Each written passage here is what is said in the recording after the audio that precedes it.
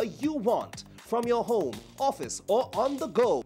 Log on now to ParlView at parlview.ttparliament.org.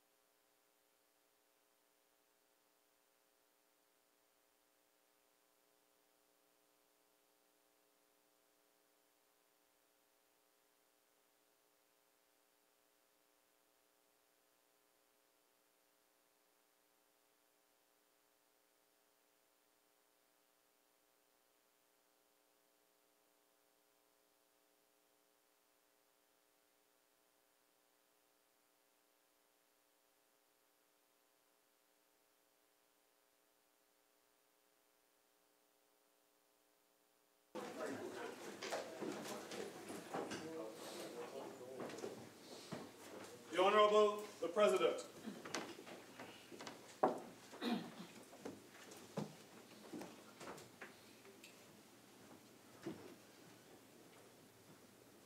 Let us pray. Almighty God, we willingly acknowledge you as the supreme being, most gracious and most merciful. Look down, we beseech you, on us who are members of this Senate, and deign to assist us in the duties that we have to perform on behalf of our beloved country of Trinidad and Tobago. Open our eyes to see the truth and help us to accept it with all its implications into our lives. Direct us, O Lord, in our deliberations, so that setting aside private interests, unwholesome prejudices, and personal affections, we may treat all matters set before us with honesty, courage, and conviction. Through all we say and do in this Senate, may we give glory and honor to your holy name, inspire confidence in our fellow citizens, and make a positive contribution to the peace and prosperity of our nation. Amen.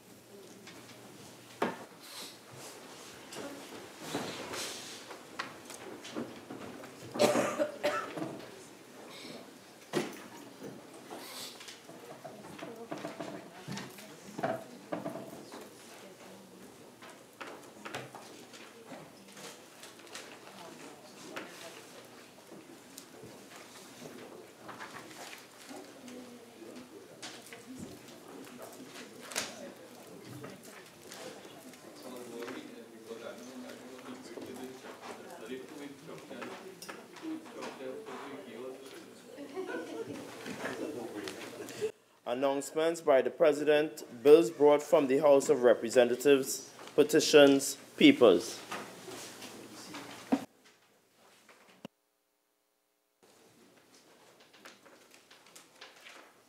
Announcements by the President.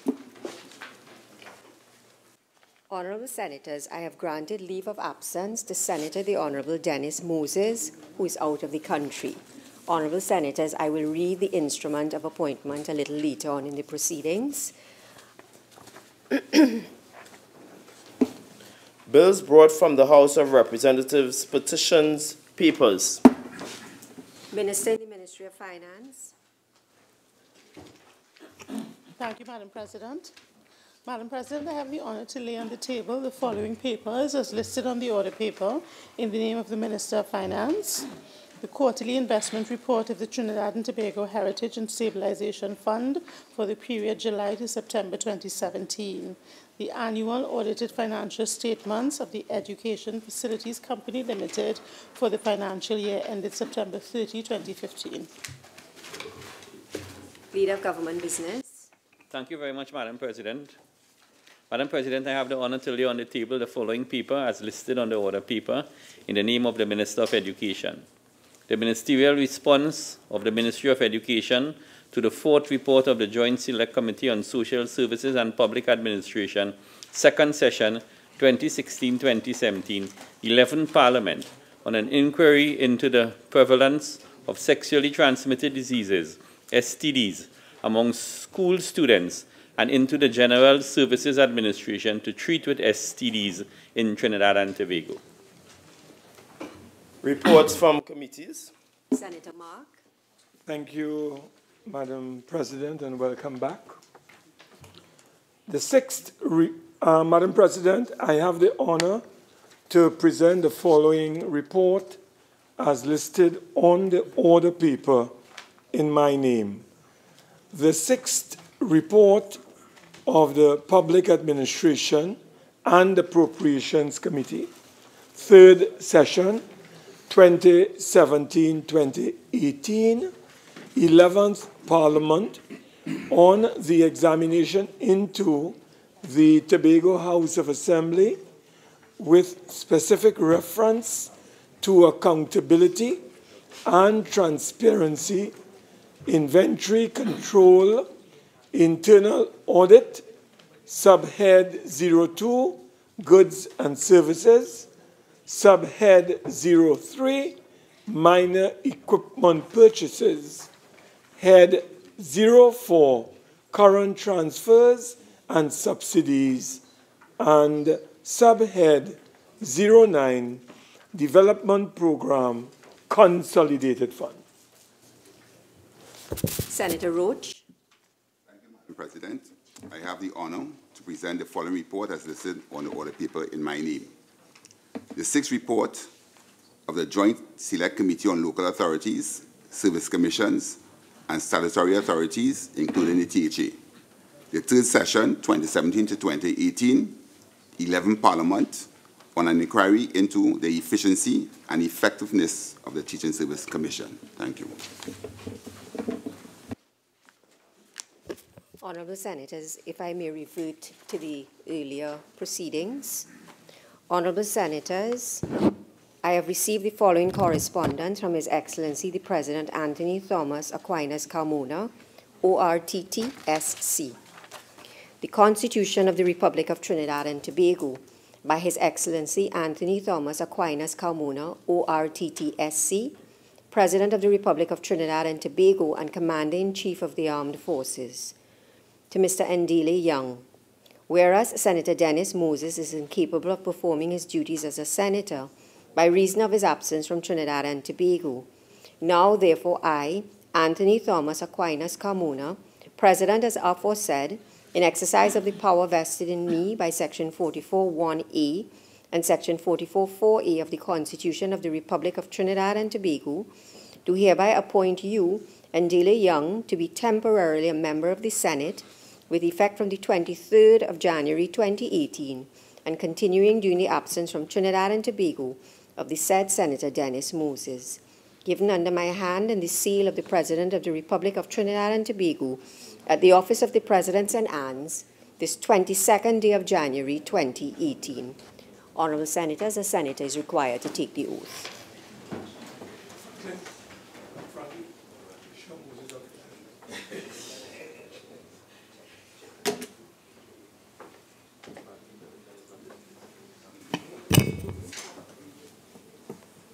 I, Ndile Young, having been appointed a Member of Parliament, do solemnly affirm that I will bear truth, faith, and allegiance to Trinidad and Tobago, and will uphold the Constitution and the law, and will conscientiously and impartially discharge the responsibilities of the people of Trinidad and Tobago, upon which I am about to enter.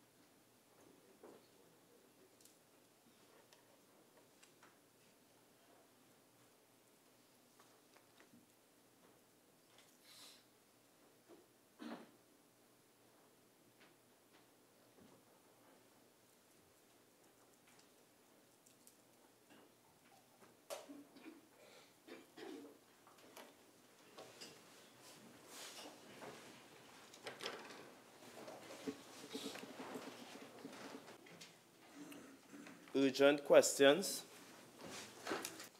Senator Mark. Thank you, Madam President.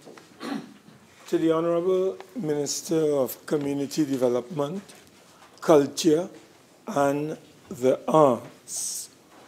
In light of the fact that the semi-finals of the National Calypso Monarch competition is imminent, can the Minister state when will TUCO receive its subvention and what is the amount of same? Minister of Community Development, Culture and the Arts. Thank you, Madam President. Madam President, in 2018, fiscal 2018, the allocation to TUCO is $6.5 million. The groups were asked in late 2017 to submit their budget in line with this allocation. However, TUCO has an outstanding loan which was taken against their 2018 subvention. And in the budget they presented no plan that took into account repayment of this loan to the NCC, who has been forced to honor the loan. And so, by letter, the executive chairman of the NCC, on at least 2 occasions, asked TUCO, and that's in January 5th, 2018 and 11th, asked TUCO for an urgent resubmission of this budget, and given the fact that the competition is imminent and the indebtedness of the NCC must be taken into account when their budget is presented, as the loan was taken against this subvention. Nonetheless, this situation has not been resolved at the moment. However, TUCO has received on the 27th of November 2017 2 checks of $100,000 each, totaling $200,000. On the 21st of December 2017, they received an additional $400,000. On the 19th of January 2018, they received an additional $200,000, all for recurrent expenditure as well as competition-related expenses. So while the discussions are ongoing concerning the budget they are presenting and the repayment to the NCC, they are receiving funding to assist in the implementation of the events for Carnival 2018. Senator Mark. Yeah, Madam President, having regard to the figures given by the Honorable Minister, which I tally to be close to about under 1 million, and the fact that an allocation of 6.5 million was allocated to TUCO for fiscal 2017-18. Could the Honorable Minister indicate when would the government be able to complete the allocation of the remaining 5.5 million to TUCO? Minister. Madam President, thank you. As indicated, the balance of the allocation has to take into account the repayment of the very significant loan that was negotiated by TUCO against their 2018 subvention. And also, as the member may be aware, the monies given to the special interest groups are given in tranches based on their submission of invoices and so on. And so as soon as TUCO is able to comply with the regulation that they must submit a budget that takes into account their repayment, they will, of course, be able to supply their invoices as expected. However, as indicated, that has not stopped them from getting disbursements of money, which we know are necessary to implement the festival. Senator Mark. Madam President, could the Honourable Minister share with this Honourable House the quantum involved in this significant loan granted to TUCO? And could the Honourable Minister also share with us Senate? Senator, one question. Yeah, well, we'd like to know the significant amount involved and from which institution. Minister. Thank you, Madam President. The amount of the loan taken against the $6.5 million 2018 subvention is approximately $4.2 million. And that was taken, I do not have the exact name of the company, I do not want to call it in error. Next question, Senator Mark. Thank you, Madam President. To the Honourable Minister of Education, in view of recent reports that close to 300 workers will be retrenched in the next few days from the University of Trinidad and Tobago. Can the Minister confirm these reports and inform the Senate as to what steps will be taken to avoid this event? Minister of Education. Madam President, the UTT is not about to retrench workers in the next few days. Discussions are ongoing with OWTU, the Workers' Representative Union, and the UTT under my direction. And until we have completed these negotiations and discussions, no decision will be taken. Thank you very much. Senator Mark. Madam President, could the Honourable Minister indicate to this House what time frame he anticipates for the conclusion of these negotiations? Minister. Madam President, Senator Mark would know, as a former trade unionist, that negotiations can take some time. I would like to inform this House that I have asked for a meeting of both parties for next week, Wednesday. I cannot at this time say how long those negotiations will take, but a meeting has been carded for next Wednesday. Senator Mark. Madam President, in light of the fact that the Minister is on record as saying that the University of TNT is overstaffed, could the Honourable Minister indicate, based on the audit that was conducted, what are the numbers involved in a possible dislocation of workers at the University of Trinidad and Tobago? Senator Mark, that question does not arise. Next question, Senator Mark. Do I have any supplemental? No, you asked two. Okay. I think we need to have 3 supplementals. We'll have to revise the standing orders. Madam President, thank you very much.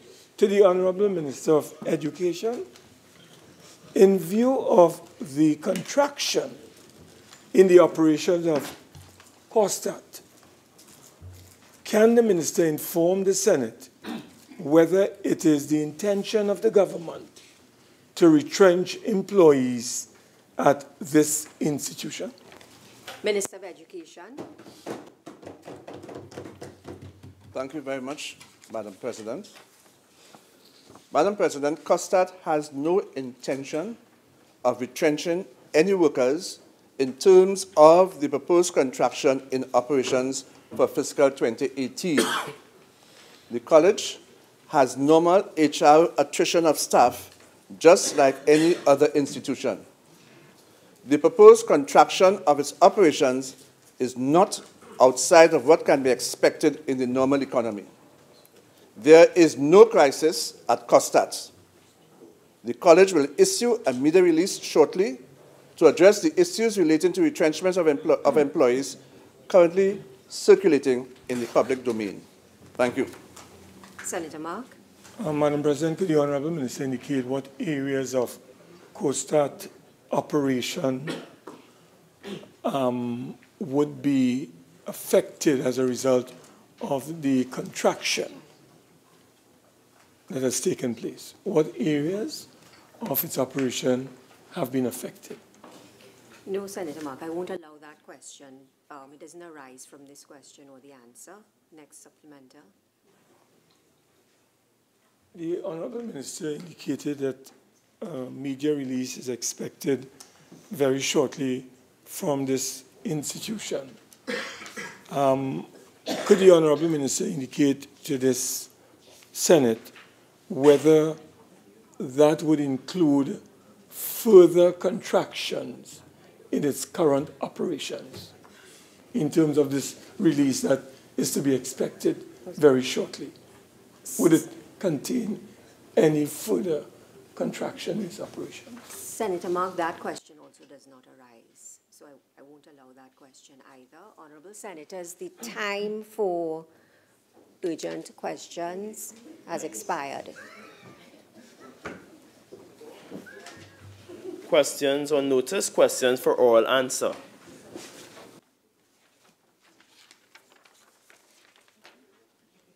Senator Mark.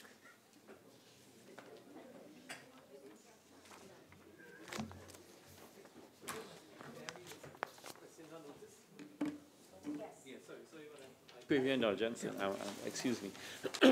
Madam President, we want a deferral of question 15, 17, and 44 for 2 weeks. 17 and 44.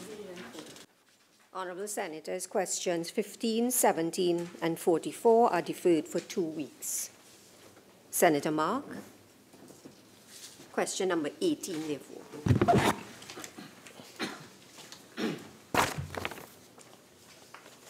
Madam President, question number 18 to the Honourable Minister of Health.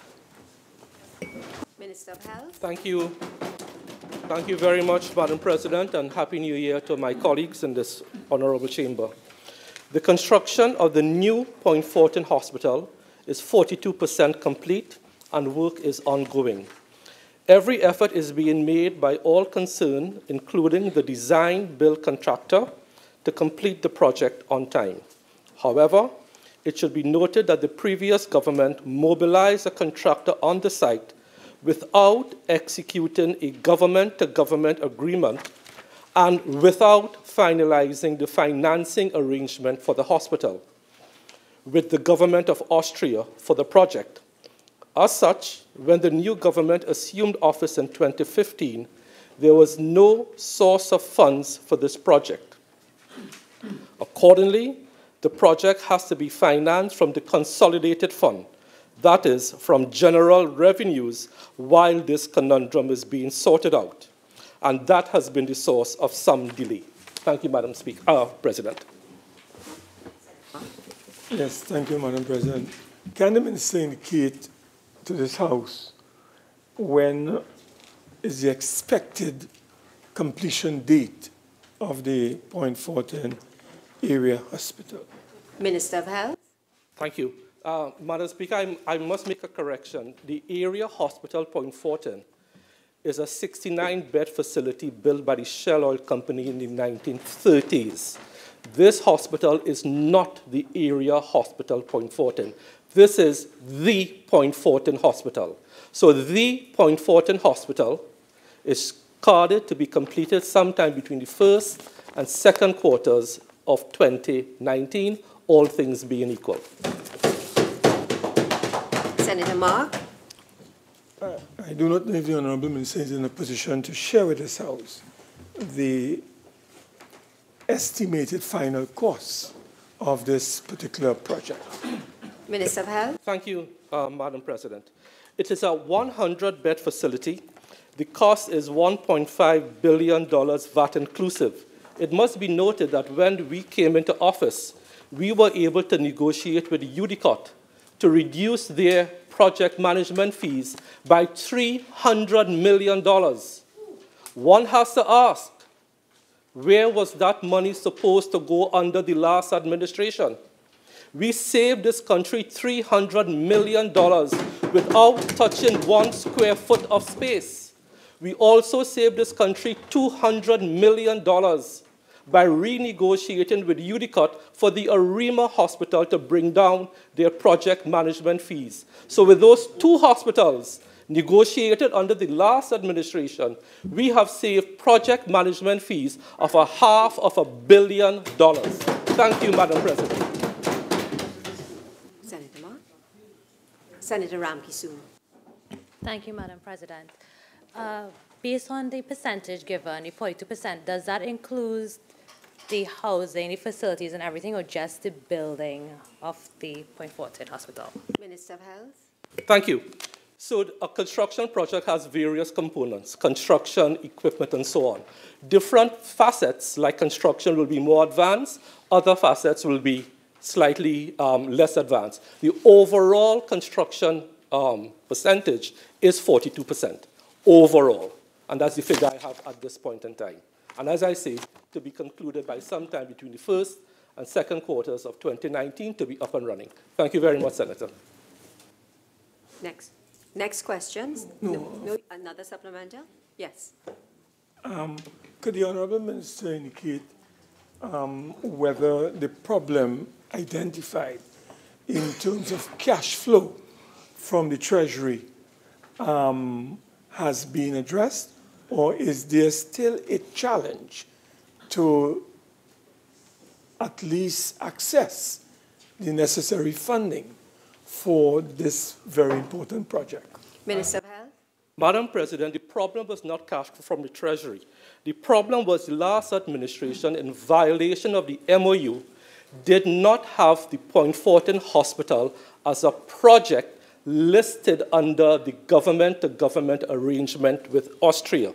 The only project they had listed was the refurbishment and modernization of the San Fernando Hospital. To kick in the government-to-government arrangement, the MOU has to have in Article 4.4 specific projects. When we came into office, we found to our dismay that we could not access the funding because the project was not listed under Article 4.4. So the project was started ultra vires, the Memorandum of Understanding, between the Ministry of Finance, the Ministry of the Attorney General, Ministry of CARICOM and Foreign Affairs, UDICOT, and the Ministry of Health, via the Austrian Embassy in Caracas, Venezuela. We had to put that project as a project under 4.4 of the articles to have it listed so that we could access the funding. In the interim, the project is being freely funded from the consolidated fund because we did not want to violate the MOU. The last administration did not list the Point Fortin Hospital as a discrete project under the MOU. We had to fix that via the Austrian Embassy in Caracas, and that took some time. Thank you, Madam President. Next question, Senator Mark. I think No. I've exhausted. Next question, Senator Hussain. Thank you very much, Madam President. Question number 43 to the Minister of Rural Development and Local Government. Minister of Rural Development and Local Government. Thank you very much, Madam President. Madam President, the Ministry of Rural Development and Local Government engaged the Rural Development Company, RDC, to undertake the project for the upgrade expansion of the fishing port and the facility at Grand Chemin, Moruga. RDC commended the process for acquiring the lands and had identified 2 parcels of land, namely Plot 9 and Plot 10, with average acreage of 4.62 acres, which would be required for the establishment of a new Moruga fishing port. In January 2017, the Ministry of Rural Development and Local Government gave RDC permission to proceed to procure the services of a certified land valuator to assess the value of the said lands and also to pursue the valuation of the lands with the Commissioner of Valuations.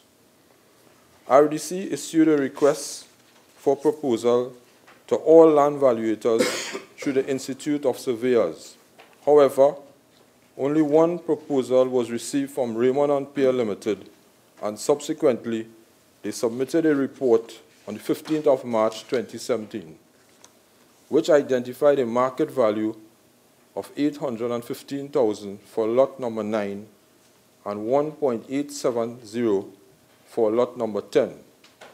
In addition, in June 2017, an estimate was received from the Commissioner of Valuations for the same parcels of land at $525,000 for lot number 9 and $885,000 for lot number 10.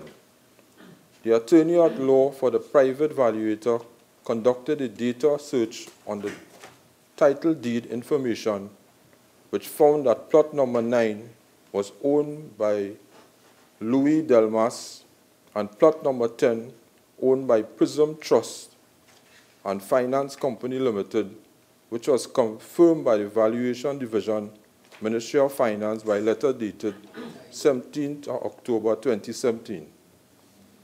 However, Cabinet Minute Note 2058 dated November 16, 2017 agreed that the Moruga Port will now be undertaken by the Ministry of Works and Transport. Therefore, the process for acquiring the lands for the Moruga Port and thus engaging of legal support to handle a negotiation with the owners of the parcels of land and other legal documentations necessary to effect the transfer of ownership will now be under the purview of the Ministry of Works and Transport. The land acquisition process will be completed prior to the start of construction to ensure that the contractor has unencumbered access to the land site. Thank you.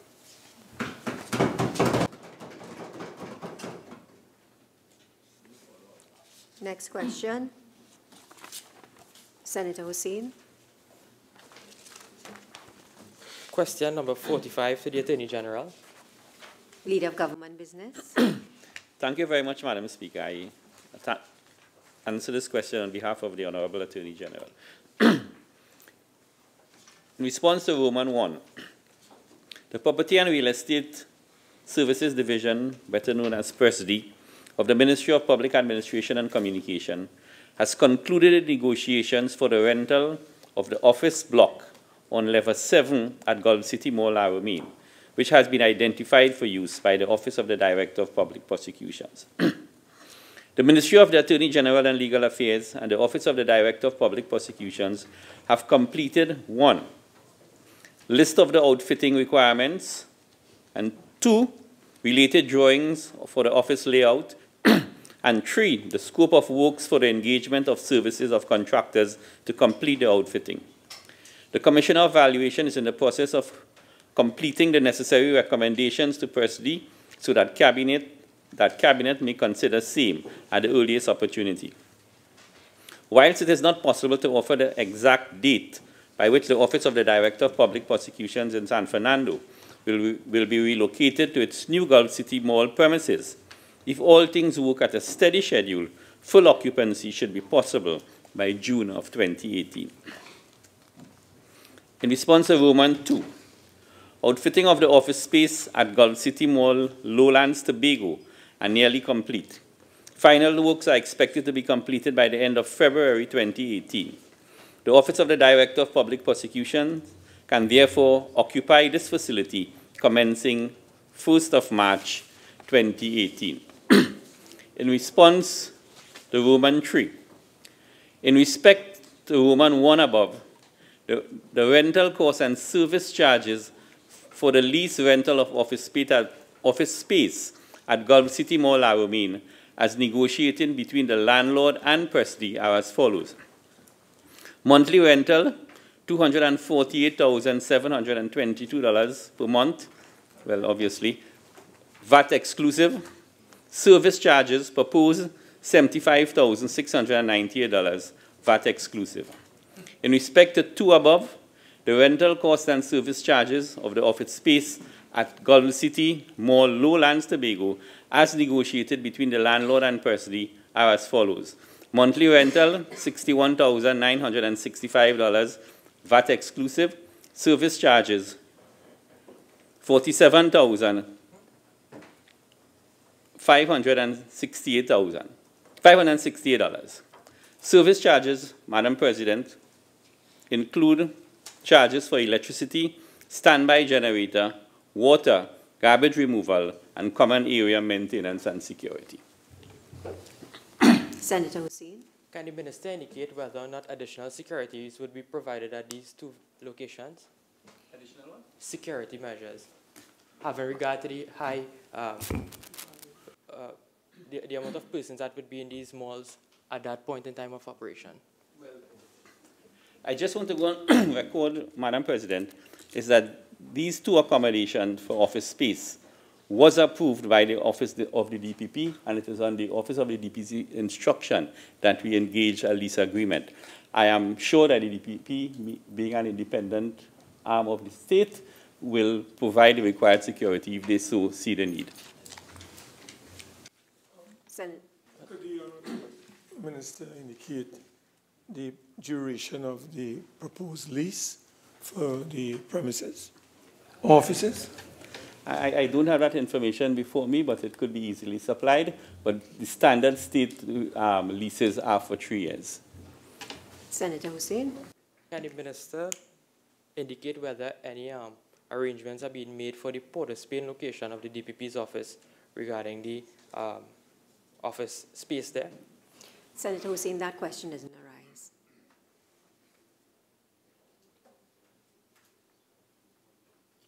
Okay. With regard to the service charges, are they per month charges? The service charges? No, they are monthly charges because they are for electricity, standby generator, water, garbage removal, common area, maintenance, and security. Senator Mark.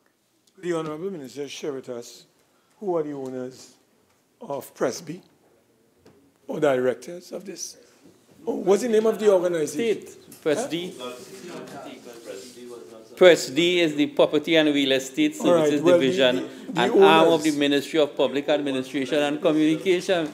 Senator Mark, you are Minister of Public Admin. Okay. I withdraw that, Madam President. I'm guided.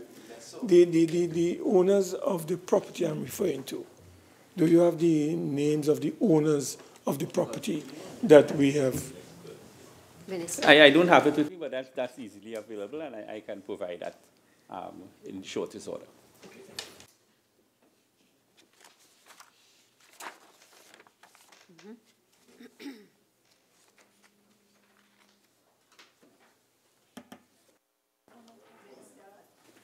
Senator Rambharat. Question number 49 to the Minister of Education. Education.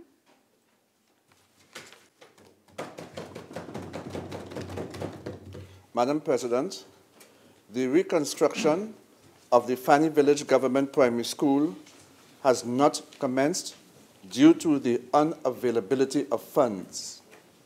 Therefore, I am unable at this time to say how long the teachers and students will continue to be housed at the community center.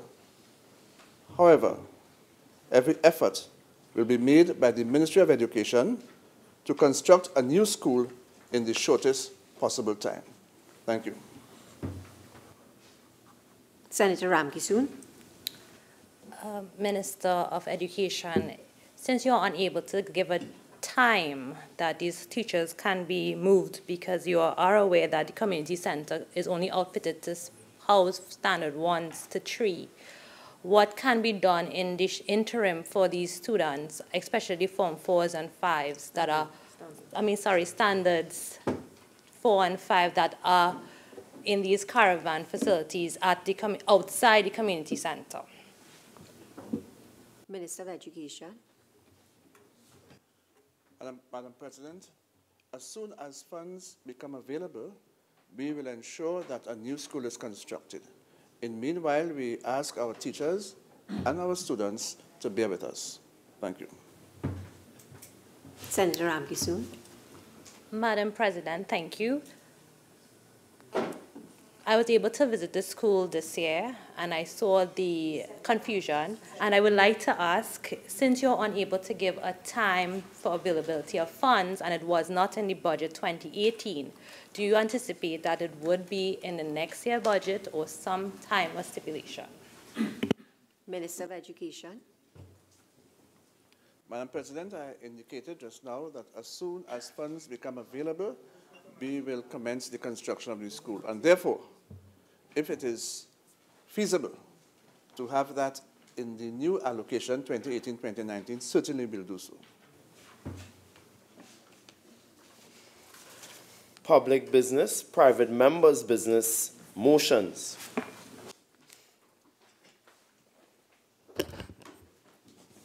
Honourable Senators, the debate on the following motion, which was in progress when the Senate adjourned on Tuesday, December the 5th, 2017, will be resumed. Be it resolved that immediate action be taken by the Ministry of Finance as corporation sole to suspend this operator's contract while investigations into the Audit Committee's report are ongoing. And be it further resolved that the matter of the overstating of oil production be referred to the Joint Select Committee on State Enterprises for inquiry and report. On Tuesday, the 5th of December 2017, the following senators spoke on the debate.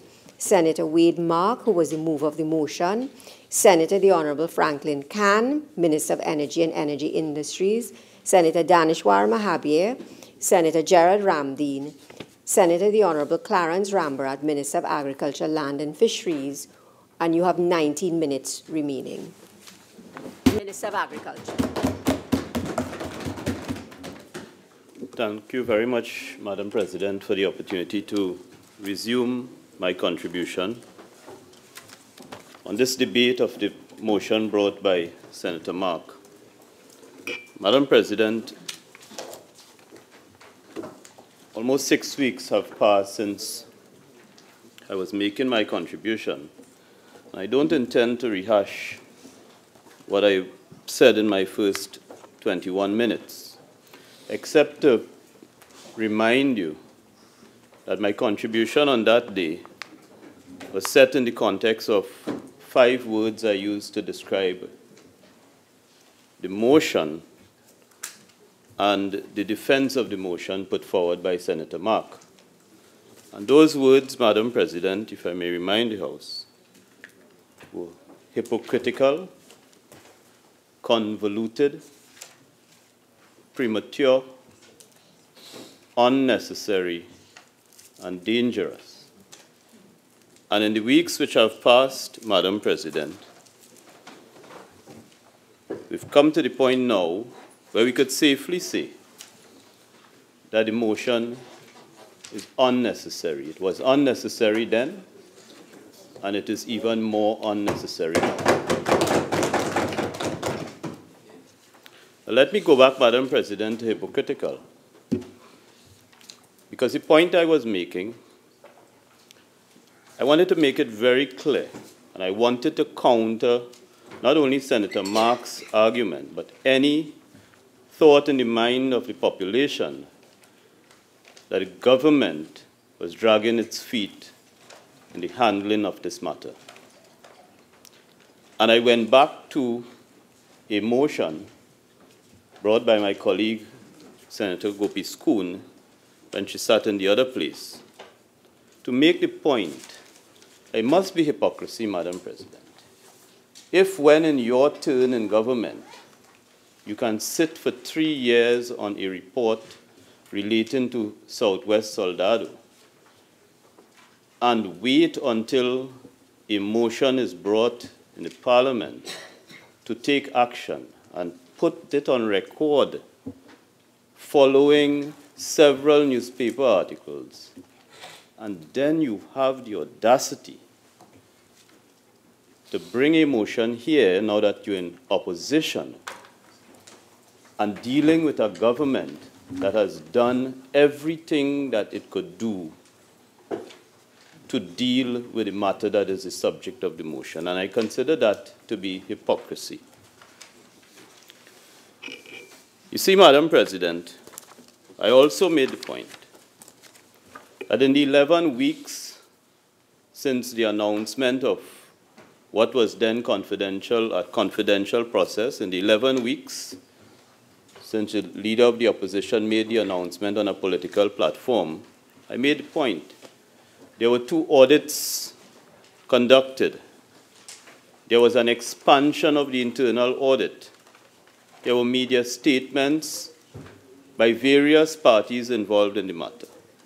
There were urgent questions, and there were questions on notice, and the government made itself open and available to address the matter which forms the subject matter of the motion before us today.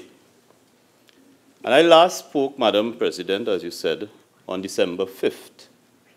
And even since then, as far as I am aware, there's only been one sitting of this House or the other place where the matter of fake oil has not been raised in a question. On December 6th, the day after I spoke, a question was raised to the Prime Minister in the Prime Minister's question period. On December 8th, in the other place, there were 2 questions asked, one relating to the resignation of the Petrotrin president, and one directly on the matter relating to AV drilling. On December 15th, there was no question asked. On January 12th, when the other place resumed, there again were 2 questions, one directly on AV drilling and one relating to Petrotrin. In this House, Madam President, 1 week after I made that contribution, I started my contribution. Question number 9 on the order paper dealt with AV drilling. And last week, Madam President, when we resumed, there was not 1, not 2, but 3 questions on AV, all of which.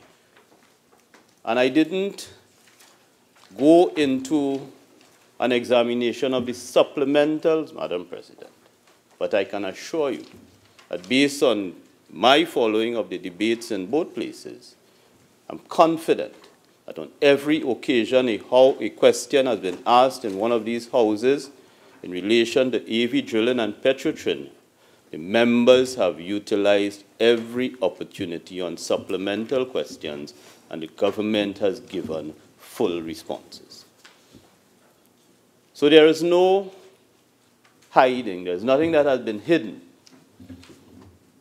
The government took a particular position which on December 22nd was eventually confirmed by Petrotrin. And I'll get to that. And the position was simple, as I was outlining.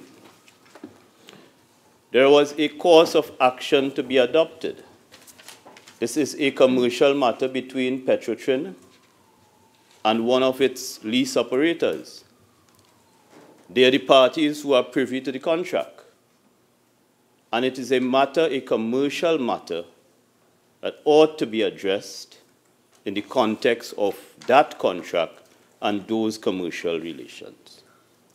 Because who best, Madam President, given the complexity of the matter, which attracted not 1, not 2, but 3 audits, the expanded internal audit and the reviews by 2 independent auditors. Given the complexity of the matter, it ought to have been addressed by Petrotrin and its lease operators in the context of the expertise required and the importance of the subject matter to the contracting parties. And that is what we were saying. There's a course of action to be adopted. And when I described, in the 5 words I used to describe the motion, when I used the word dangerous, I was talking about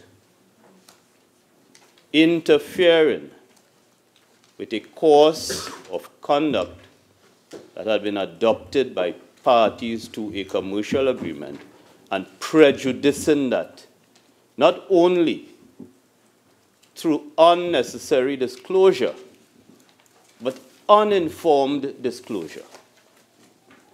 And it is not a matter, while it lends itself to bacchanal, it is not a matter that any government, including our government, should treat it in a frivolous way, in the way the live sport matter and the audit into that matter was treated.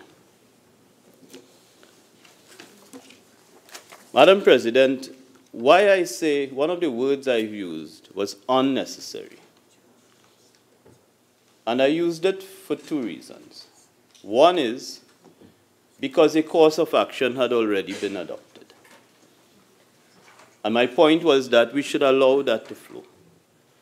And Senator Mark actually got more than he asked for. His motion asks for the suspension of the contract. If I may look at the motion again, call for immediate action to be taken by the Ministry of Finance as corporation sole to suspend the operator's contract while investigations into the audit committee's report are ongoing. And I made the point that even if we were to accept the motion, What the motion calls for is impossible and dangerous. The corporation sole is not a party to the commercial contract. And it is a matter for Petrotrin and the operator. And, Madam President, on December 22nd, Petrotrin issued a statement, which is on its website still, advising the public that the contract of the operator had been terminated. So Senator Mark has gotten more than he asked for. He's asked for the suspension pending the investigation. We've said that investigations were underway and a lot of things were being done. And Petrotrin has said that the contract has been terminated. And there were issues following from the termination.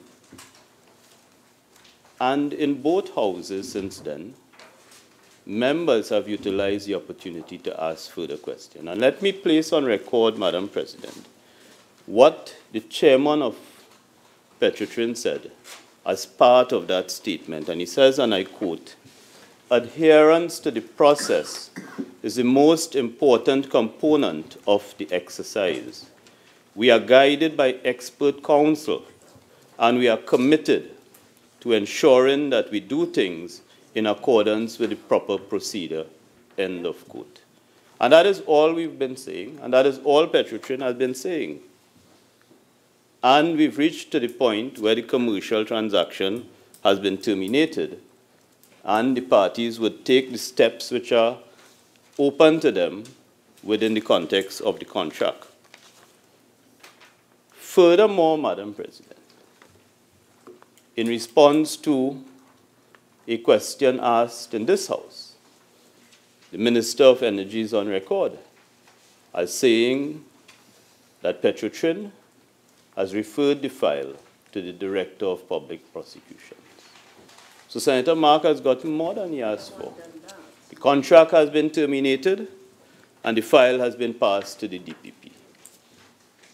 And if he believed that the government, the corporation sole, the Minister of Energy had the power to intervene in the affairs of Petrotrin and its lease operator, I do not think he believes that the government, the Minister of Energy, has the opportunity to intervene in the work of the Director of Public Prosecution. And that makes the motion and what it asks for even more dangerous than it was on December 5th, 2017, when I began my contribution. It makes it even more dangerous. And it is even less likely that the government would interfere with the work that has to be done. And if you were not convinced on December 5th when I started my contribution, I don't think we have a choice today but to defeat this motion and put it out of its misery. Not that the motion, Madam President, not that the motion, as I said, in your absence last week, I commended Senator Mark on another motion, and not that the motion is not commendable and all of that. But at this point, I think we have to bring it to an end because it is not necessary. It was never necessary. It is dangerous. It is hypocritical. And it will land some of us, if not all of us, in some trouble. Madam President, I also want to make the point in relation to... Minister, you have 5 more minutes. Thank you. In relation to the word I use, convoluted. I think I used the word last week too, and I think I heard somebody mutter, I always use that word. Because a lot of times I'm responding to my colleague, Senator Mark. And I spoke about the convoluted nature, and I emphasize that the second part of the motion, second ask of the motion, is to have the matter referred to a joint select committee. And I made the point and I emphasize that even though we were intending or we would like to go to that in that direction, and Senator Mahabir made the point that we should look into Petrotrin's affairs. I want to emphasize in responding to the motion that this is not an investigation or an inquiry into the affairs of Petrotrin. There are at least 3 committees, as I said. 3 committees which have the power to look into Petrotrin, and they've exercised that power and they've rendered reports. The government itself, Madam President, is on record consistently on the matter of Petrotrin, its current operations, its financial state, and its future. So this has nothing to do with an investigation or review or inquiry into Petrotrin itself. And even if we were to agree with the motion, we cannot bind a committee of the Parliament to do something when the members are constituted in their committee they do not wish to do. And we would be wasting our time if we ever led ourselves to believe that we could bind the work of a committee by directing the committee to do something that it does not wish to do. Madam President, let me just close on this point. Throughout this matter, I've listened to the questions which were asked in the both houses. I've listened to some of the commentary and followed the commentary outside. And this is an important matter. It's a very important matter. But one of the things throughout I've kept uppermost in my own mind and in my consideration of the matter is that the blame for this matter could never be affixed to the line minister, the cabinet, or to the government.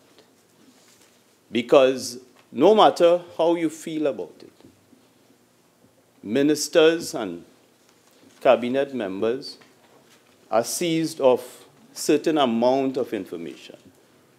And in supporting the point, I didn't have to go very far.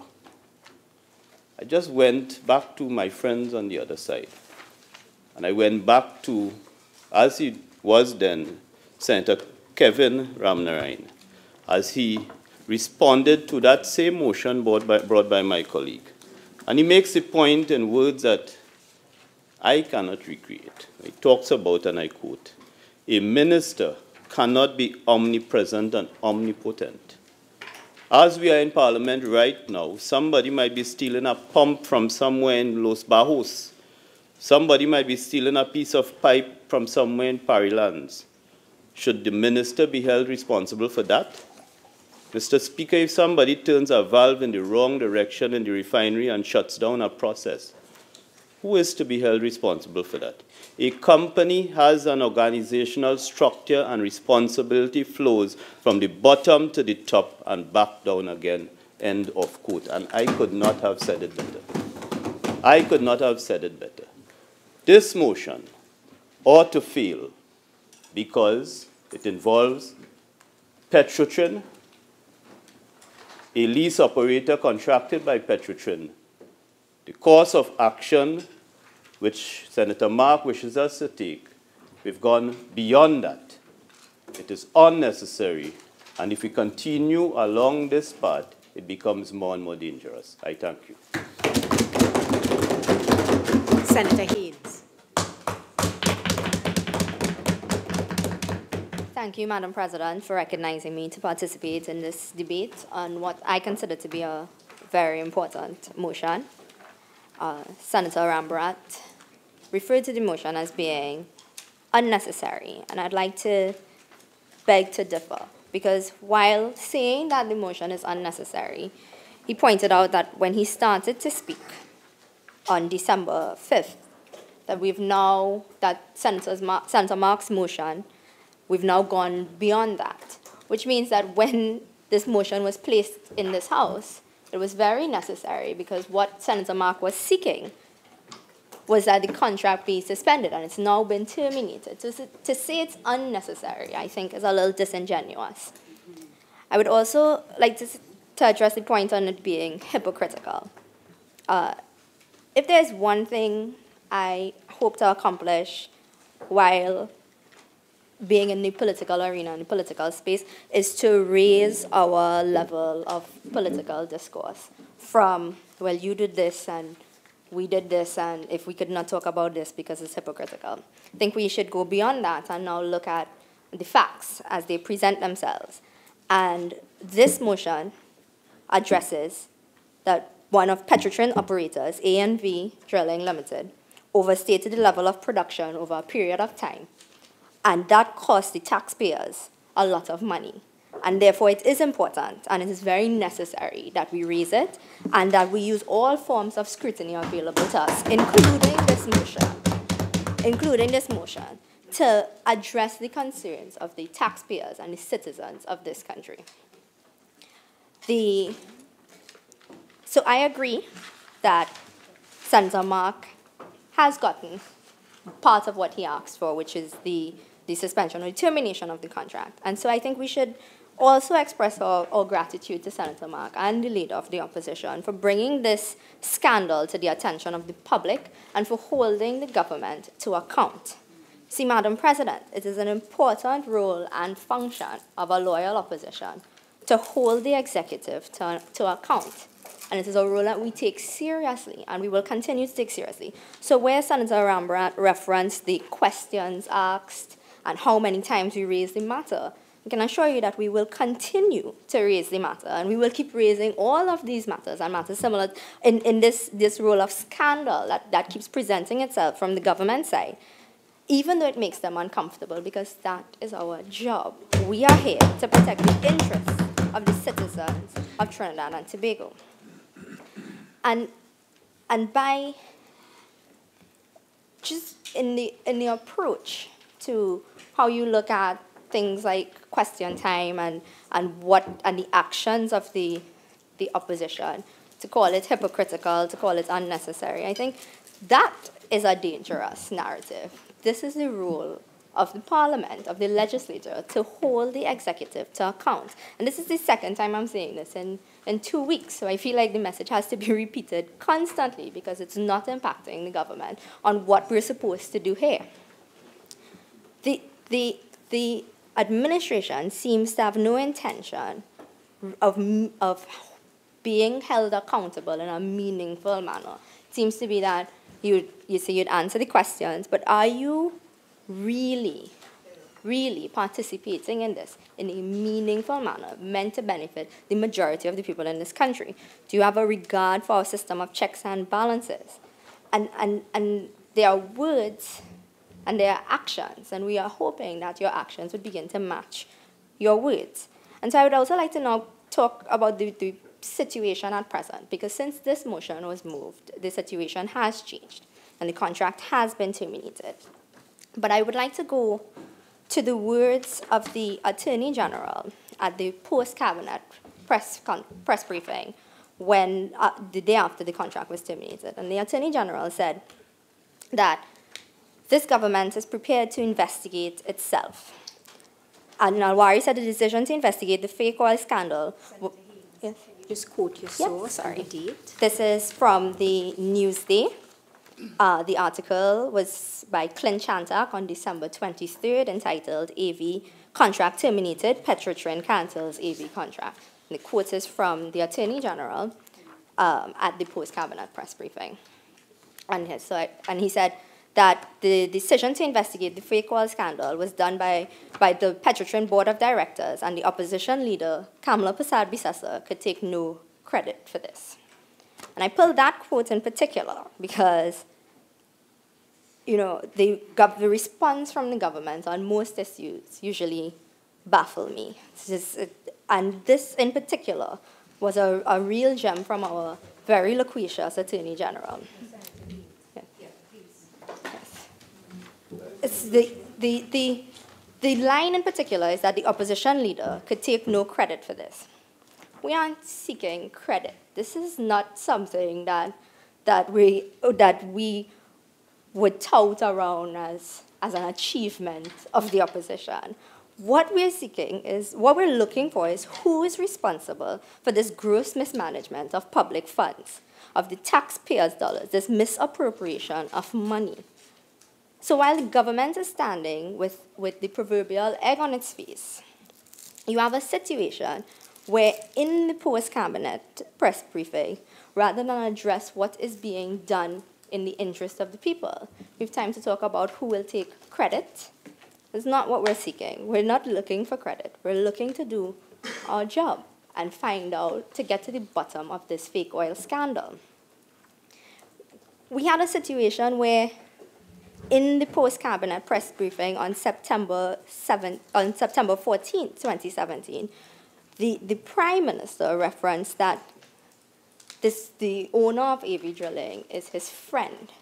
And again, the responses to this has really baffled me, because you're looking at almost $100 million of public funds, and the response does not reflect the gravity of the situation.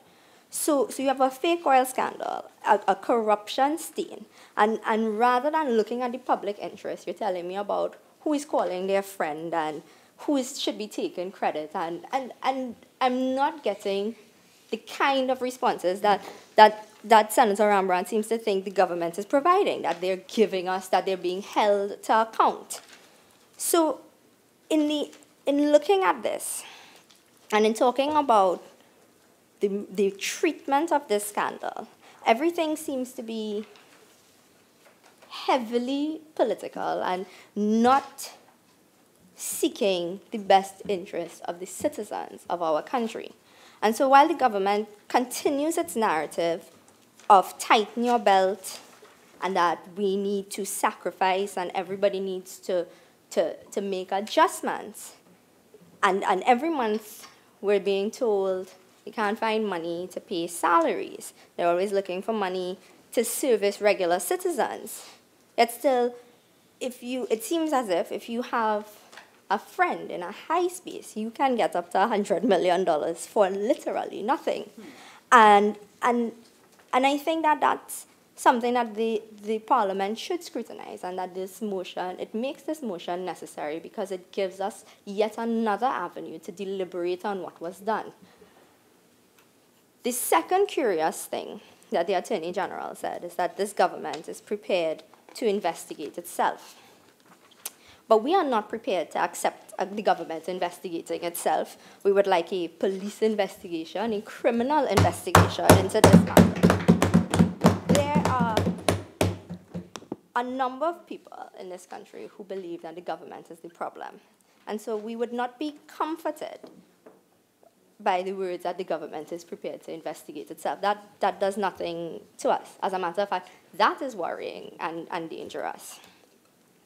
And I know that there's been this approach by the government when there have been allegations of serious corruption to do things like appoint special investigators or one-man shows. But our system is designed in a way to protect citizens so that if you follow the process properly, we would not have to move these motions and do these things to get extra answers, because things would have been done in the right way. And I just would like to go back to March 29th, 2015, when the government was in opposition and campaigning for office. And I'm quoting here from an article from the Daily Express entitled, "Rowley Promises Better Anti-Corruption Laws If Elected." And in that, the current Prime Minister promised that the government will have a responsibility to take decisive action, demand transparency, and to hold office holders publicly accountable to the people they are sworn to protect. He went on to say that corruption erodes the foundations of institutions, departments, and ministries, and that is a crime against the moral contract of a democratic nation. And this is things that you know while you're campaigning, but things apparently easily forgotten once you attain the office you once aspired to. You see, I agree with the Prime Minister. It is important. I think he went on to call it that we're being held by this kleptocracy, and it is outrageous that we do have to endure this kind of thing. It is outrageous, I believe, that a friend of the Prime Minister could stand accused of corruption. And the Prime Minister can say in post-cabinet that he saw no reason that he could not call him first. So that's a problem for me. And it also flies in the face of what was said on March 29, 2015. You see, all of a sudden, we're hearing things about due process and that things have to be done in the right way. But in 2015, the rhetoric was decisive action and people being held publicly accountable. So what's the switch? So for the rest of us, you know, at that time as well, the Prime Minister said, for some of us, the high crime rates we've had our homes and cars and businesses broken into and experienced theft. You would recall how violated and powerless you felt, how you questioned the absence of order in society. Now imagine we have elected and appointed officials whose at first only concern every day is to spend taxpayers' dollars as if it's their very own to do as they please. It is outrageous that we have to endure this brutal kleptocracy with its expert kleptocrats heading billion-dollar ministries and state corporations, accumulating personal wealth as though it is a perk of the office. How do you know this is a problem in 2015, and then all of a sudden, when the tables have turned, it's a different story? And that's why I really hope we can move from this idea that, you know, when you're in power, you can do one thing, and then when you've said another and you've been on record, politics is changing. We have access to a wealth of information. Everything you say and do is on record now. Prior to even our deliberations here in Parliament, what I say today is on record for life, and you can access it, and so you can be held to account in a whole new manner. So I find it almost insulting that we can have people come here and say that this motion is unnecessary and that this motion is dangerous when what we're trying to do is open up these spaces for public scrutiny. And that is something that should be applauded and encouraged at every level. At that time, Dr. Rowley also said that it would not be business as usual. So we've had the contract terminated, and now we're expected, I assume, to move on. Are we supposed to just say, well, it happened, right? The investigation will continue, and we move on with our lives as if you know, this scandal did not impact society and our confidence in our institutions? See, Senator Mark's motion calls for the matter of the overstating of oil production to be referred to a joint select committee on state enterprises for inquiry and report.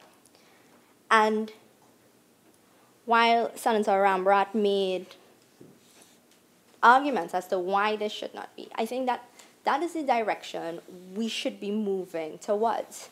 We should be seeking to empower our legislative arm of government to be a real check on executive power, and not just, you know, a rubber stamp so that the executive has the majority, so they come here and they can do what they want. We should be empowering the legislature because it's the representative arm of government and it is the voice of the people. And as the sign outside says, the seat of democracy. And if we're not empowering the seat of democracy, then what are we doing? right? It is a critical part of the motion because it puts the government to test. Are you ready to walk the talk of accountability and transparency?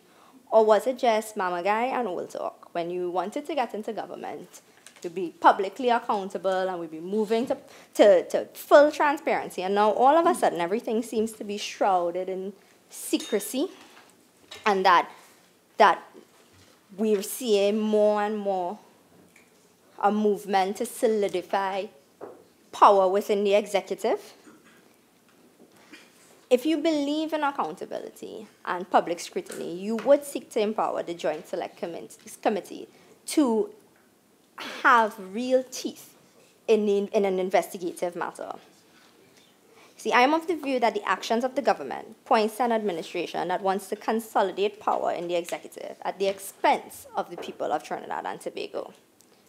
And that when persons are asking questions, they're either attacked by the government or they're accused of attacking the government. Mm-hmm. And this is something we have to move away from, because that is what is dangerous in this whole matter. What is dangerous is that when trying to investigate this matter, the media could have been attacked.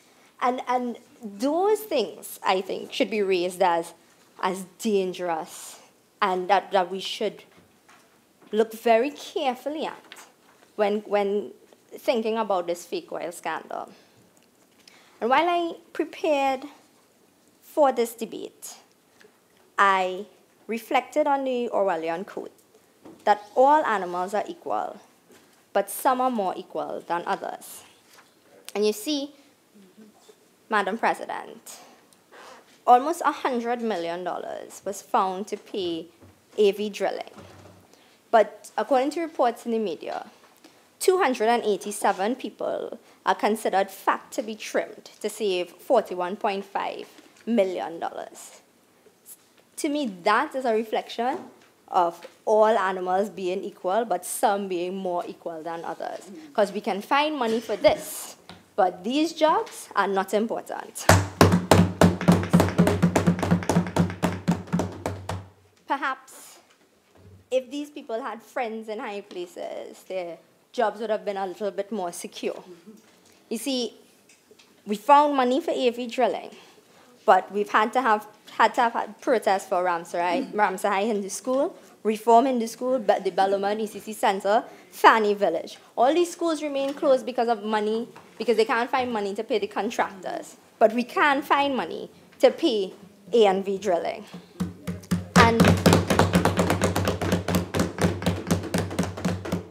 And I believe that this matter is serious because it takes the public purse into account. That where we can have millions of dollars going in one direction, millions of dollars that could have otherwise been put to good use, being siphoned off, it should be treated with the utmost gravity. We should be all collectively outraged, and we should all collectively be saying that we need to do better as a country and as a society, and it needs to start with the government because they are in charge and they are responsible right now for fixing and charting the course. And so to now come here and make excuses, I think it's insufficient and unacceptable. And so I would like to express my full support for the motion that Senator Mark laid in the House, and my full support for the continued scrutiny by our opposition bench, and we will continue to ask questions, and fake oil will continue to be on the top of our list, on the top of our agenda, because it is in the defense of the people of Trinidad and Tobago. Thanks. Minister of Trade and Industry.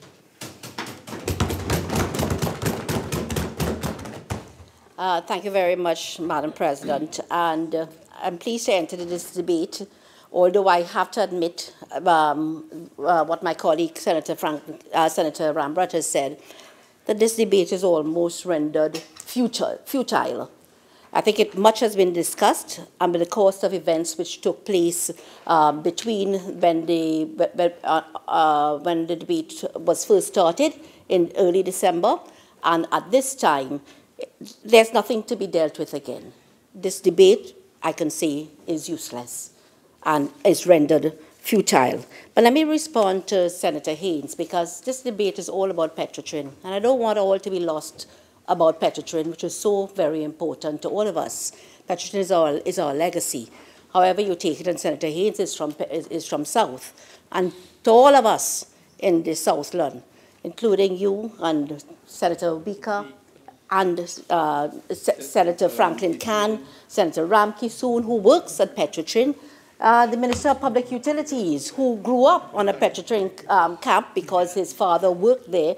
For me, I came from the village of Point Fortin, and Point Fortin, what it was then, it is not now, and what it was then, it was because of Petrotrin. And I say Petrotrin, but thinking of all the predecessor companies and all the different iterations, starting with UBOT and Shell and Texaco, and then, of course, the two separate entities which eventually morphed into Petrotrin, Trintoc and Trintopec. And indeed, even our last president, sorry, not our last president, our president who died very recently, President George Maxwell Richards, came out of Shell.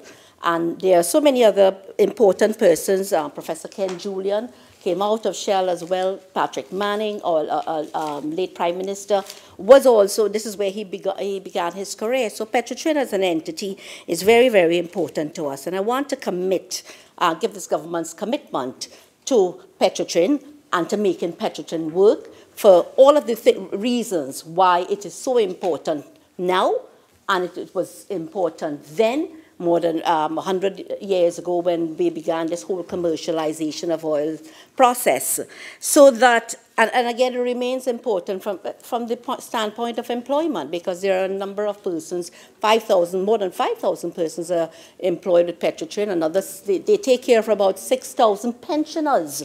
And then all told, medical-wise, they are responsible for all of the employees, pensioners, their dependents, so more than 20,000 persons Petrotrin takes care of. So Petrotrin, whatever you may say, and whatever challenges they may have now, it remains important to us. So this debate, as I said, and I want to just support my colleague, Senator Clarence Rambharat. Again, I think what he meant to say, and he made it clear, is that this matter was brought up so many times. And at all times, this government answered. And we responded to all of the questions raised. In any form that it came, we responded. As a matter of fact, and I want to put very clearly on the answer, that this government is committed to responding to all matters before us, Senator Haynes, and that we will never renege on our responsibility to this nation and to the people of Trinidad and Tobago, which you sought to imply. And I want to tell you that with regard to this issue, which you seem to think that there will be egg remaining on our faces, there's no egg on our faces with regard to this matter. Petrotrin is a company that has been, as I said, there were several iterations, and it has been in existence for a long time. And just like the development of our country, things happen and you have to change your course and you have to deal with matters which are before you. And this is all part of development. And so that just like our country, which has its challenges, so too has Petrotrin. And there's no person like our Honorable Prime Minister Rowley, who is committed to dealing with the challenges that are before Petrotrin. And it is that dear Prime Minister Rowley came before this nation. I remember very well, it was Christmas 2016, when I thought he was coming to say Merry Christmas and more, and a lot of, I suppose, a lot of greetings, etc. The Prime Minister faced the nation to speak about Petrotrin, because Petrotrin is not just about Petrotrin employees, it's not about the government. Petrotrin is owned by the population of Trinidad and Tobago. And because of the enormity of the challenges before it, the Prime Minister saw it fit to come to the nation, and then he gave a commitment. He gave the details of some of the scenarios, as far as he could have given at that time. and he committed to investigating further and to dealing with the matters before Petrotrin. And it is so sometime in June, or I think it must have been in June 2017, that he called for an investigation, he appointed a committee under the chairmanship of Selwyn Lashley, the permanent secretary in the Ministry of Energy and Energy Industries, who has tremendous experience in energy matters, and also knows Petron inside out, and a very distinguished group of persons from across this nation were on that committee, including Helen Drayton, a former senator, and so on. Let me not go into all of the names. I don't want to forget anybody at all. And I say all of this to say that that is the commitment of our government under our Prime Minister to dealing with the challenges which are before Petrotrin. Very, very committed. And so I say that there is no egg on the face of anyone. And all of this matter that you bring, all of this insinuations about friendships of the Prime Minister and so on, I want to say about the friendship of the Prime Minister with the directors of AV Drilling. I want to tell you that I too knew the director of AV Drilling, and of course he's the father of our former colleague. I knew him and so on. And what is wrong with the friendship? What if it was one of my children involved in one of these things? Why would I not pick up the phone and call? There's nothing wrong. You have to. What if it was my child involved in an investigation? You would tell me, don't talk to my child? The point I want to make is, this is a commercial arrangement. This is a commercial arrangement, and there was no time lost in Petrotrin dealing with the matter as soon as it came to hand. There was no time lost. And it has nothing to do with the Minister of Energy or the Prime Minister or any of us on this side. It was a matter, a commercial arrangement, as said by my good colleague, between the two entities, AV Oil Drilling and Petrotrin. And Petrotrin went in at the appointed time, conducted all of the necessary investigations, went out to Cat's Hill, which was the location of it, dealt with the matter, and then there were two independent investigations by Gaffney Klein and one other, Kroll as well, one other external investigator. So the matter has been well handled, but the matter was one that required process. The matter was one that required process. And my colleague, and I don't need to repeat it, my colleague, the Minister Rambharat, he read into the Hansard the release from Petrotrin, which gave the notice of termination of contract with the contract with AV Oil and Gas Limited, and again, he spoke of the question of adherence to process being the most important component of this exercise. So all of this, all of the rush to give opinions, I think it was Senator Gerard Ramsey who said we should take the matter to the fraud squad and so on. We have a process to follow, not we. Petrotrin had a process to follow, and that is what Petrotrin did. I mean, and I can tell you that I will say that I'm not afraid to say that Petrotrin is not without some fault in all of this. And there are people who gave opinions on it and so on. And it is, I strongly believe that we have to move away from this manual system of measurement, which they appear to be still using. And I don't think that that is in the best interest. I mean, there are systems, whatever systems in the whole fiscalization process that there are in Petrotrin, they ought to be monitored. And I can tell you, it does not appear that they were being monitored. So, and it's very important, especially with all of these partnership arrangements. And somebody made the point that perhaps we should do away, I think it was Senator Mark, with his entire lease operatorship program as a result of this particular incident. And I want to say that that is, again, a rush to judgment. Get rid of the lease operatorship program. That makes no sense. That makes no sense. And Roger said to do that, Senator Ramdeen, and the union may have said to do that as well. But I want to tell you that absolutely makes no sense to us. That was a particular incident which has been dealt with. The matter is before the DPP. All of the investigations were done. But it doesn't mean that you must scrap the entire lease operatorship program. That program, all of these partnership arrangements and this lease operatorship program which AV Oil was engaged in, all of these things are very, very, very healthy from the point of view that Petrotrin was not able to uplift the oil that lay idle at a time when, in the 1980s, I believe, when all of these international operators, some of them would have left the country on account of the environment at that time. And so that there were about 5,000 wells, I think, that were just left idle. And it is so that all of these partnership arrangements came up, the lease operatorship, the farm outs, the independent production sharing contracts, and so on. And they're very healthy initiatives. They are very healthy initiatives. I think there must be about 24 or so of these lease operatorships and another 23 of the farm outs and so on and that kind of thing. But the point I wish to make is that these are healthy arrangements. And again, it gives independent contractors a chance to share in the wealth of Trinidad and Tobago. And again, they had, the way they operate, where they are able to lift the gas out at a much cheaper cost than Petrotrin is, it is an advantage to Petrotrin. At the end of the day, it's significant barrels of oil that are being brought up to Petrotrin for refining and so on. So it is a very, very healthy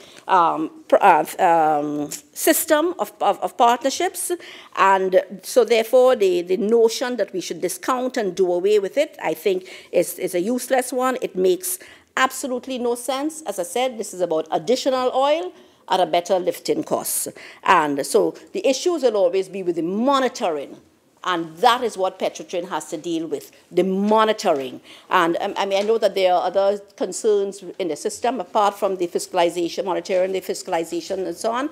It's the monitoring of the HSE matters, because most operators tend to use less persons and so on, and validly so. You can do the operations with less persons, but so if there might be concerns that there may not be sufficient enough conformity to the HSE standards and so on, but that is Petrotrin's role, to monitor the HSE, monitor the processes, the fiscalization and so on. And I suppose it's unfortunate that this incident occurred, but again, it's an opportunity to fix it, and it's an opportunity to fix Petrotrin and the system, but not to do away with the lease operatorship, which is responsible, I understand, for almost 30% of the land production in the south of Trinidad and Tobago. And again, there was a press release which I want to make reference to, and this is from the Energy Chamber in response to all of the allegations of fraud at Petrotrin. And this, I found this on the website. It was a release on the website of the Energy Chamber, Energy Now, it's called, and it was released on September 12, 2017, and giving support to the into all of the investigations which were taking place, but also giving support to the lease and the farm out operatorships and the incremental production sharing contract systems as well, quoting that approximately 50 million barrels of oil has been brought to Petrotrin under this program founded in the late 1980s. And I want to quote that this oil could not have been profitably produced by Petrotrin and would have remained in the ground without the involvement of the smaller local and international oil companies in this program. And I say this to say that all of these local and small and independent operators, they are important to the work of Petrotrin. And again, in that particular release, the Energy Chamber highlighted the need to modernize the operations of Petrotrin and to ensure that the highest international operating standards are applied to the company. And I'm sure that all of these issues are now with Petrotrin as they seek to not move on, but to certainly continue their business. There was another point that the Senator Haynes raised, that we are not seeking the best interests of our citizens. Well, I answered that at all. But I want to raise a question with regard to a matter which was spoken to in this debate. And it's the question of the Soldado project again, and the Soldado scandal, which was raised by Senator Clarence Rambharat. And again, I'm making reference to a matter which was debated in this House, Madam President. And on two points I wish to raise. Again, the question is whether the government or the Minister of Energy should have acted in the case of this issue. And I want to make reference to an article in the newspaper, April 19, 2015, when the question was put to the then Minister of Energy on the Soldado scandal, asked whether Petrotrin official would face the axe, and Rambharat said, "This is not my call to remove anyone. It will be for the board and the president of Petrotrin to decide on this." So I want to say again, Petrotrin has handled this matter as they ought to have handled it. It was not the Minister of Energy, it was not the Prime Minister, it was not the government. It was left for the board of Petrotrin, and it has been well handled thus far. But the point I want to raise about that scandal, Madam President, at least in this instance, the matter... I'm hearing some talk coming. Please, I want to hear the Minister. I'm sorry. At least in this instance, we know where the matter is now. It is before the DPP. But in that Southwest Soldado scandal, Madam President, where $1.25 million, an upfront commissioning fee, which was a breach of Petrotrin's own contract requirements and its own rules, and within that 1.25 million, Madam President, where it is another, out of that, $750 was subsequently put into an account in Texas in the name of Member Source Credit Union, and again was then transferred to two private bank accounts at Ellerslie Plaza of Scotiabank, Madam President. Where has this gone? Where has this scandal gone? There was a commitment then by the then Prime Minister to deal with this matter. Nothing has been said to the public about that $750,000 which was put into the account of two persons at the Scotiabank in Maraval. And you want to come here and talk about decisive action and not seeking the best interests of the population. If you were seeking the best interests of the population, we would have gotten answers to those questions. And to date, there have been no answers to the question, the question as to what has happened with that $750,000 out of that upfront commissioning fee, which was in itself illegal. And this is not the place for it. I'm not going to go back into all the email evidence and so on we have that it was an illegal amount that was issued. But the point is, where is your commitment to the population of Trinidad and Tobago? Where are the answers on that scandal? Left unanswered. Left unanswered. So as I said, I don't know that there's much to say on this again. I think the matter has been well ventilated and well spoken to, well addressed by my colleague and Senator Franklin Khan and Senator Clarence Rambharat. But we know where this debate must now go. It is the end. There's nothing to debate again on the matter. The matter is before the DPP. All of the investigations have been done. I see no point in going further on this. But just to say that I think that the challenges that Petrotrin now face is well before this government, and it's a responsibility that we are taking very, very, very seriously. It receives the attention of the Energy Committee, the Standing Committee on Energy. It receives the attention of the Honourable Prime Minister. We are acting in a very transparent way. We are accountable to the population, and at every length and breadth of this, we are speaking to the population about matters about Petrotrin, because Petrotrin, again, it remains our legacy. It belongs to the people of Trinidad and Tobago, and we owe them the course of action which we are taking towards Petrotrin. Madam President, I thank you. Senator Ameen.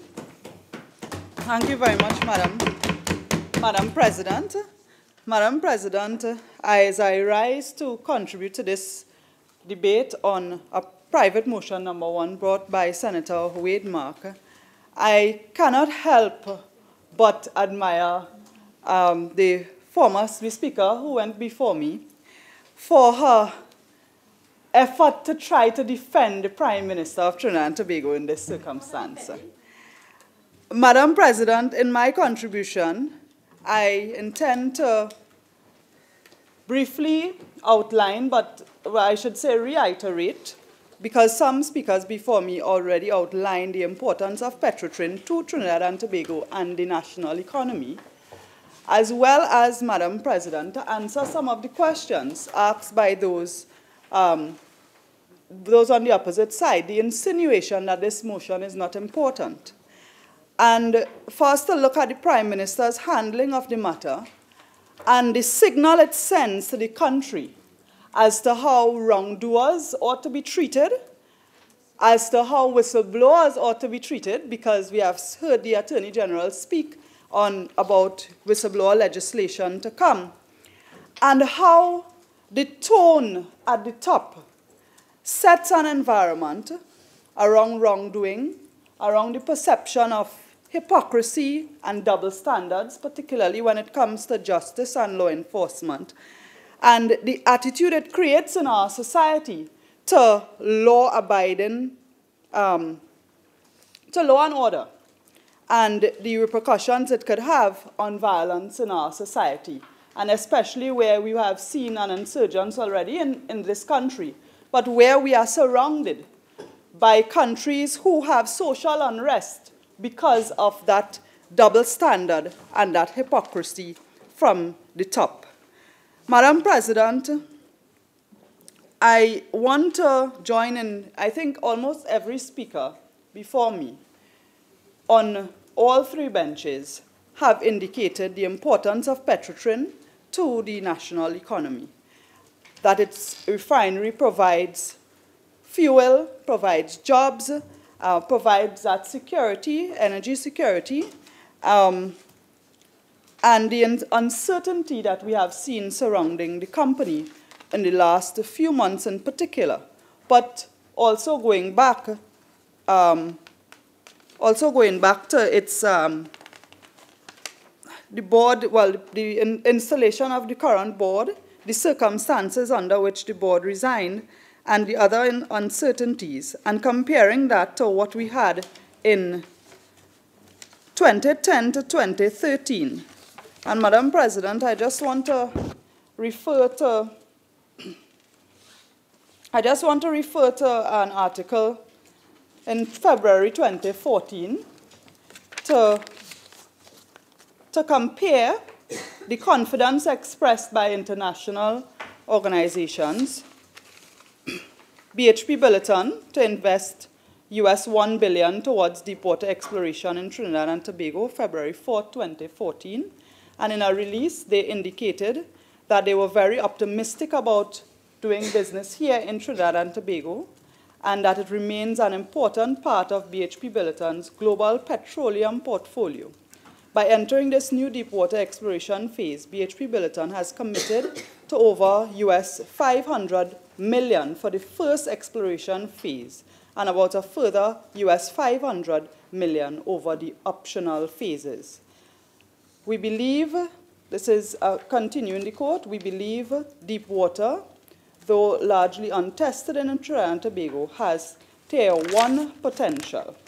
That is one, I think, something that was expressed in 2014 that I think the government, the present government, something that was expressed in 2014 that is as a result, a direct result of the People's Partnership policies towards the energy industry, and something that the government has let slip, and the present government has let slip in terms of continuing with those arrangements and those trends. The president of the Energy Chamber, in also February 2014, he spoke about the policies. He said the increase in drilling that we have seen has come about because of policy measures introduced by the government, and specifically the series of fiscal reform measures introduced in successive national budgets between 2010 and 2013. Madam President, there are many examples of the good, firm stewardship of the People's Partnership in government in the energy sector. Madam President, I cannot speak about this, this scenario without touching a bit on the process that was at fault. Madam President, some speakers before me spoke on it, so I just want to leave out those parts in terms of how the exploration,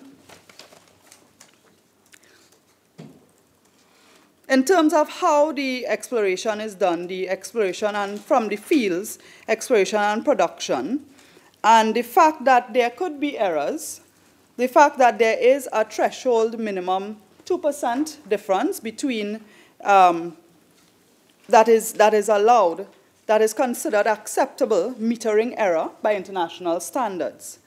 Deviations beyond that 2% limit had been received and reporting higher volumes than, there were deviations beyond the 2% limit in the case of ENV, reporting higher volumes than received. And the amount over were reported from January 2017, and the more than 2% deviation persisted. And that prompted the investigation by Petrotrin, the Internal Audit Department. And this audit was initiated in February of 2017.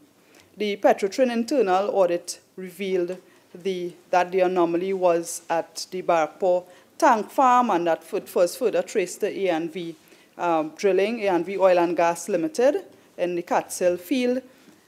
And what you had, Madam President, that caused the heat to turn up was the fact that all of this would have been happening over quite some time, in fact, since 2015 from the reports, I understand.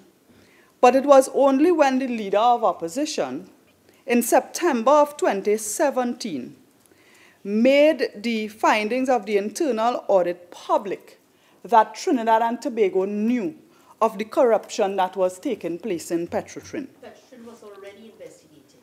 Madam President, the Minister of Agriculture indicated that this motion is unnecessary. Madam President, he may also find that it was unnecessary for the leader of opposition to make the disclosure. If we are to take the words of their leader, the Prime Minister, when he, in reaction to the leader of opposition's revelation, and I don't even know if it's parliamentary to repeat the word he used, and I certainly don't intend to use it here. And Madam President, he calls this unnecessary. The public disclosure that prompted Petrotrin to initiate 2 separate investigations, and you had international Kroll Consulting and so on. I am of the firm belief that this came about because of constant public pressure, because the information was made public. Otherwise, Madam President, this matter could very easily have been swept under the carpet, and would have remained one of those mysterious things that we hear about when you read the list of PNM corruption. Madam President, I find it, the Minister of Agriculture called this motion hypocritical. I find it hypocritical of him as a former columnist before he came into active politics. I don't know if he was actively involved in the PNM at that time when he was writing for the newspaper, but I know on several occasions his articles mention the importance of transparency and accountability and so on. And here he is calling this motion, which is just that the opposition doing its work in keeping the government accountable. And he's calling this hypocritical. I find it hypocritical of him, given his expressions in the past, to attack this motion. Madam President, the investigation has now, the findings of the investigations have now been forwarded to the office of the DPP. This motion, we started to debate this motion 6 weeks ago. In that time, there have been several developments. But I think the outrage by the citizens, coupled with, the members on the other side must feel some degree of shame. And my colleague mentioned very nicely, put it very nicely in terms of the egg on the face of the PNM. And the fact is, I know that while they are required to publicly defend their party and defend their leader and his utterances, as baseless as they may be, the fact is that they must within themselves feel some level of shame that this scandal in particular is so intimately, closely interconnected with their party, not just the government, but with their party. Madam President, and this brings me to, and I think it's important, Mr. Vice President, to remind Trinidad and Tobago, in light of the Minister of Trade, I think, or one of the speakers before on the government bench, indicating that, sorry, it was Mr. Rambharat, my apologies, indicating, Senator Rambharat, indicated that the line minister, Honorable Senator Rambharat, Minister Rambharat, indicating that the line minister is not responsible, that the prime minister is not to be blamed, that the cabinet is not to be blamed, and I suppose the entire government is not to be blamed from their perspective. Mr. Vice President, the person responsible for the, I don't even want to say mistakes in the tallying, because they were not mistakes, but the deliberate ripping off of Petrotrin. An employee who we now know is Vidya Deuki Singh, was a candidate selected by the PNM for the Superior constituency on more than one occasion. Right. He fought the elections and continued to be intimately involved with the party. He had a relationship with the PNM party and as an agent of the party. It just so happens that the chairman of the PNM happens to be the line minister and the Minister of Energy. So in this way, of course, there will be questions as to the relationship and the association given the party lines and responsibilities, and that same minister being the chairman of the PNM party. So for anyone on the other side to get up and try to pretend that that there is no blame to be had, I mean, maybe you can save that for when you have a political meeting of converted PNM supporters, but the fact is that the citizens of Trinidad and Tobago can see very clearly that the strong relationship of the PNM, I don't want to say agent, but the PNM party and the persons representative of the party as the wrongdoers in this case. And Mr. Vice President, I also want to, Madam President, sorry, Mr. Vice President,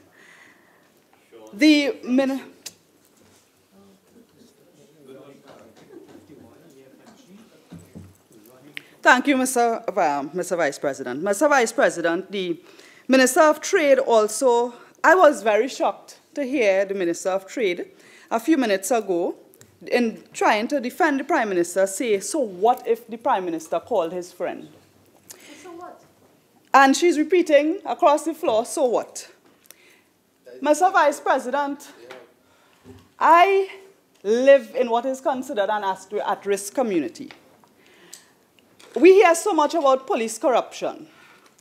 Just as the minister said, so what if the Prime Minister called his friend? So what if the police officers who are going on a raid call the drug lords?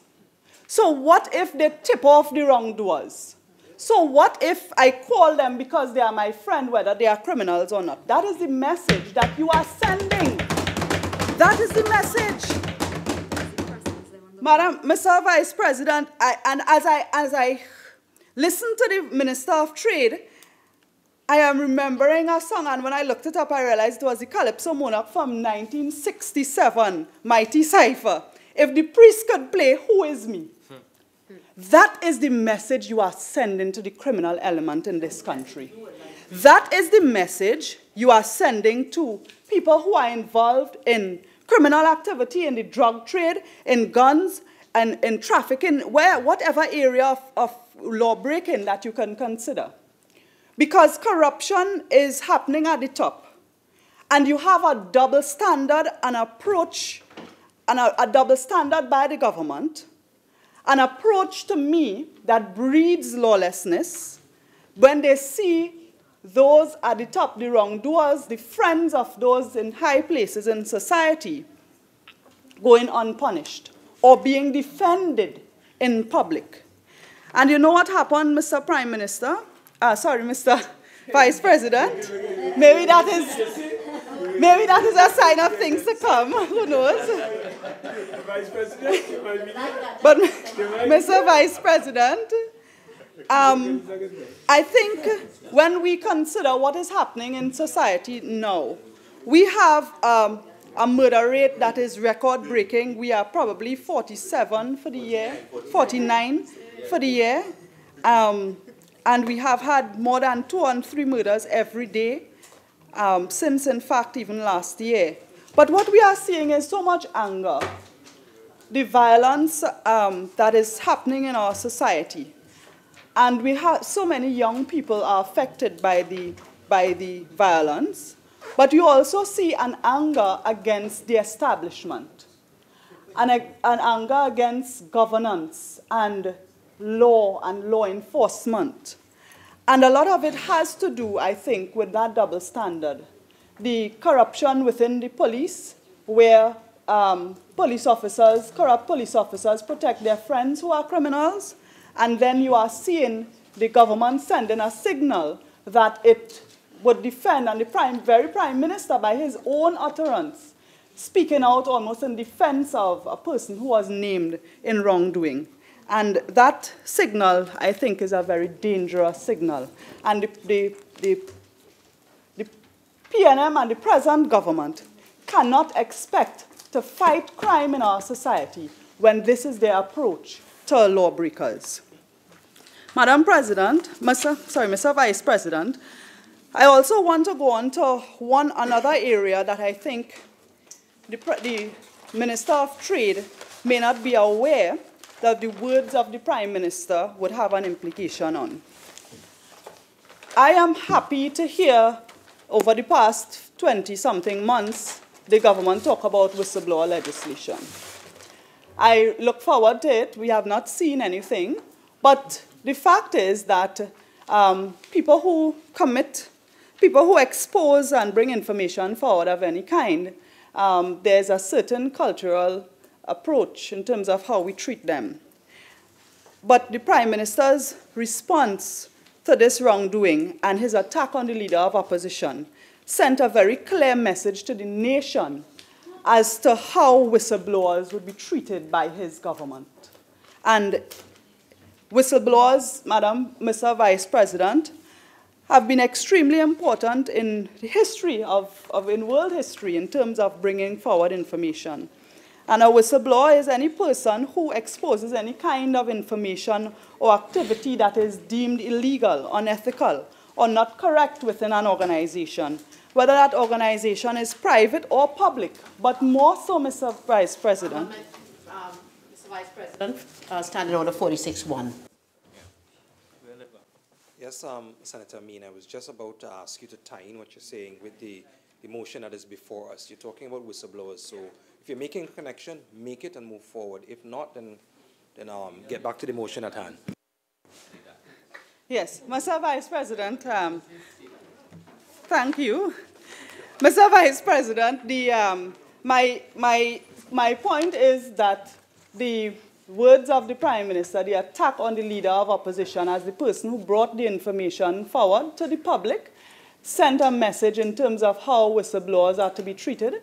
But I think it's important, while the word has been used, to share, because when we speak in Parliament, we not only speak to ourselves, but also to the public, to share in terms of what a whistleblower is and how important that is in the scheme of things, and how it is important for our leaders, starting with the Prime Minister, to send the correct message when it comes to whistleblowers and law-breaking in Trinidad and Tobago.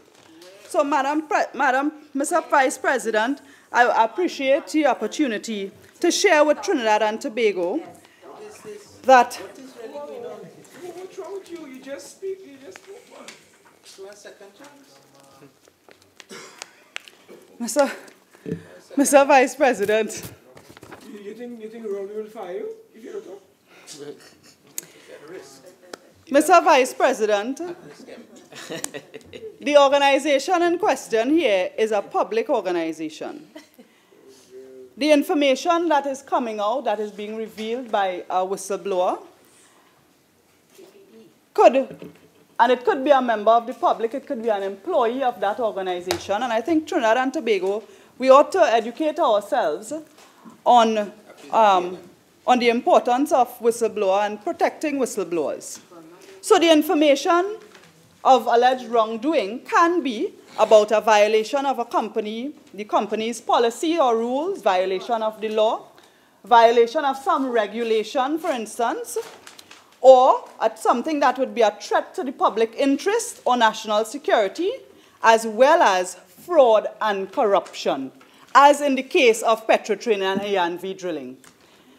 I think it's important to tie it back so that the minister wouldn't keep asking what is the relevance. Mr. Vice President, whistleblowers provide us with the reports we need to be able to address specific issues and to engage with government to close loopholes. I think you've made your point with the whistleblowers. If you have another point to make, we'll go ahead and move forward. Thank you, Mr. Vice President. Mr. Vice President,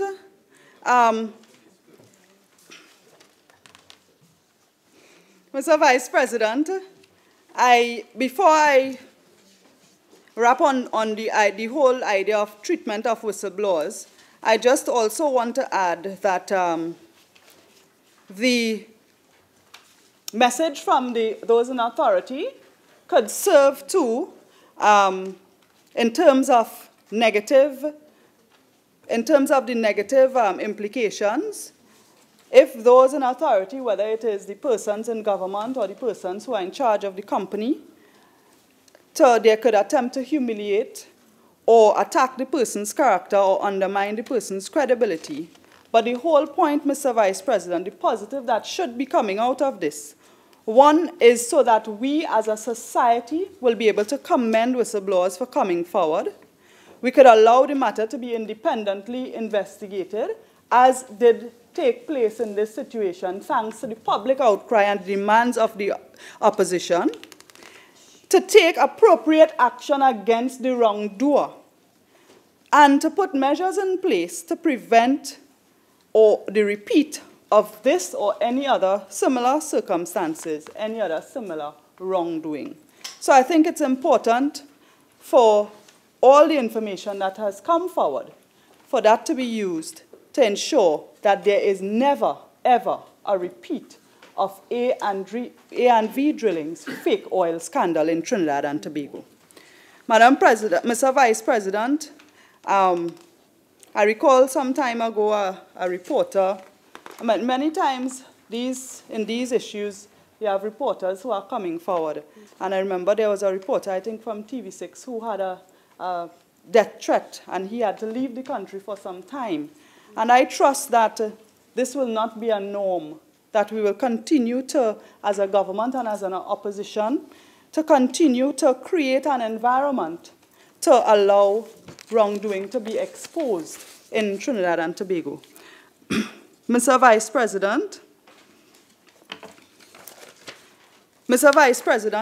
I want to reiterate the importance of this motion and to indicate that it does not only have implications directly in terms of Petrotrin, in terms of the A&V drilling, but it is an opportunity for the PNM as a political party to send a message about how they will treat with party officials who are involved in embezzling monies from the state, how they will treat with it as a political party, because both parties in this instance, one is a PNM candidate, has been a PNM candidate on more than one occasion, and the other one has been publicly declared as a financier of the PNM. And incidentally, it just so happens that the minister, the line minister, the Minister of Energy, is the chairman of the PNM party. So I think this is an opportunity to see how the PNM, as a political party, treats with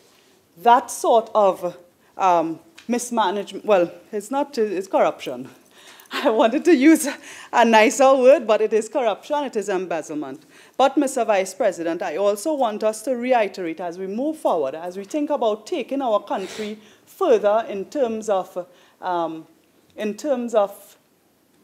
managing crime on a whole, in terms of the message that leaves the top. It cannot be one of tolerance. It cannot be one of protecting friends.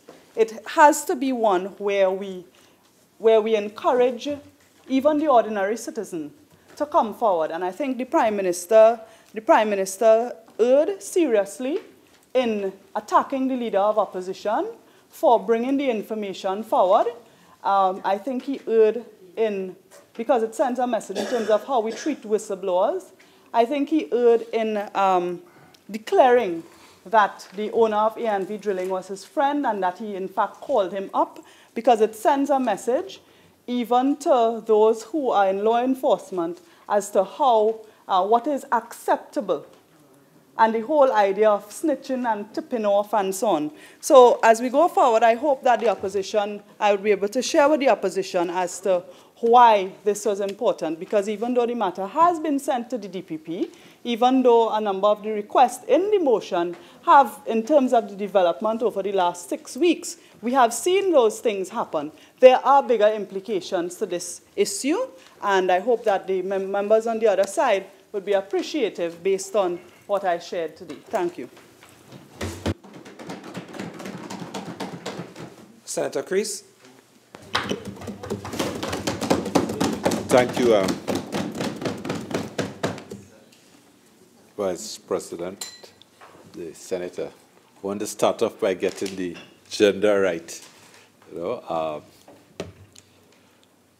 I have fluctuated during the course of today on the question of actually participating in this debate. Because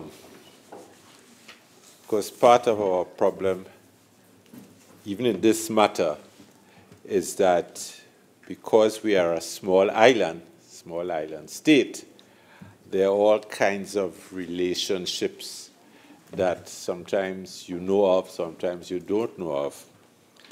And when the Minister for Trade started to name all of those who, and she left me out, I wanted to at least correct the record. Because, yes, I grew up on one of these oil company residential camps. And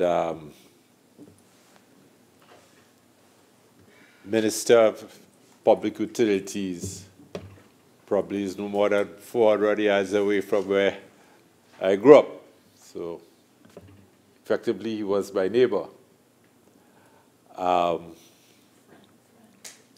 So the predecessor company, Petrotrin, I grew up in that environment, originally called Apex, and I worked for a short while for Tesoro, which is down the road from Apex, all the way through Trintopec to Petrotrin.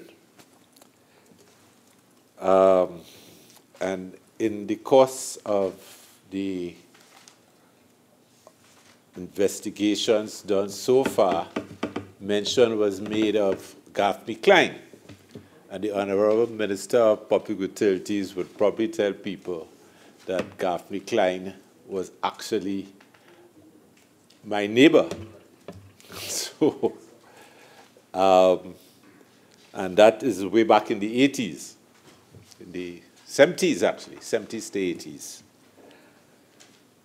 So it would seem that inexorably I'm drawn into this debate.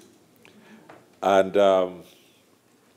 but I started by saying, because we are a small island, there are all of these threads, these relationships. And at a family gathering, it was pointed out to me that a very senior public figure is his grandfather and my grandfather are two brothers. It's a small island. And I know of another one who is a first cousin, who is a public figure as well. Not this case, not in the state sector, but in the union sector. Who would have been speaking on this matter in other places. So that is why I was shying away from myself getting involved. But so be it. The thing about all of this is that, and you know, I remember when I was at UE, they described our economy as an open petroleum economy. And all that goes with the implications of that. So small island states, lots of interconnections. So are we going to challenge our Prime Minister because it's a small island state and a contractor somewhere, a supplier somewhere else is a friend or a relative? We have to proceed and we have to give people, I think in all fairness, the benefit of the doubt that when they are operating publicly, they are operating within the four walls, within the parameters of their office until something else is established. Because, you know, we tend to go for a lot of innuendo, a lot of talk on the grapevine, well, these days, social media, which sometimes is very unfair to public officials. And I wouldn't want to be a party to that kind of cynicism and cynical treatment of public officials, especially our Prime Minister. So that I think that the approach in all of this, and not that I'm objecting to Senator Mark's, you know, raising of the issue, but I think we need to get it in context. And certainly, context for me is that if we are to discuss Petrotrin and things pertaining to Petrotrin, quite frankly, I would have preferred to be discussing Petrotrin's continued role in the national economy. Because before I close, there's a recommendation I would like to use the opportunity to put on the table, because it's Petrotrin is the subject matter here. And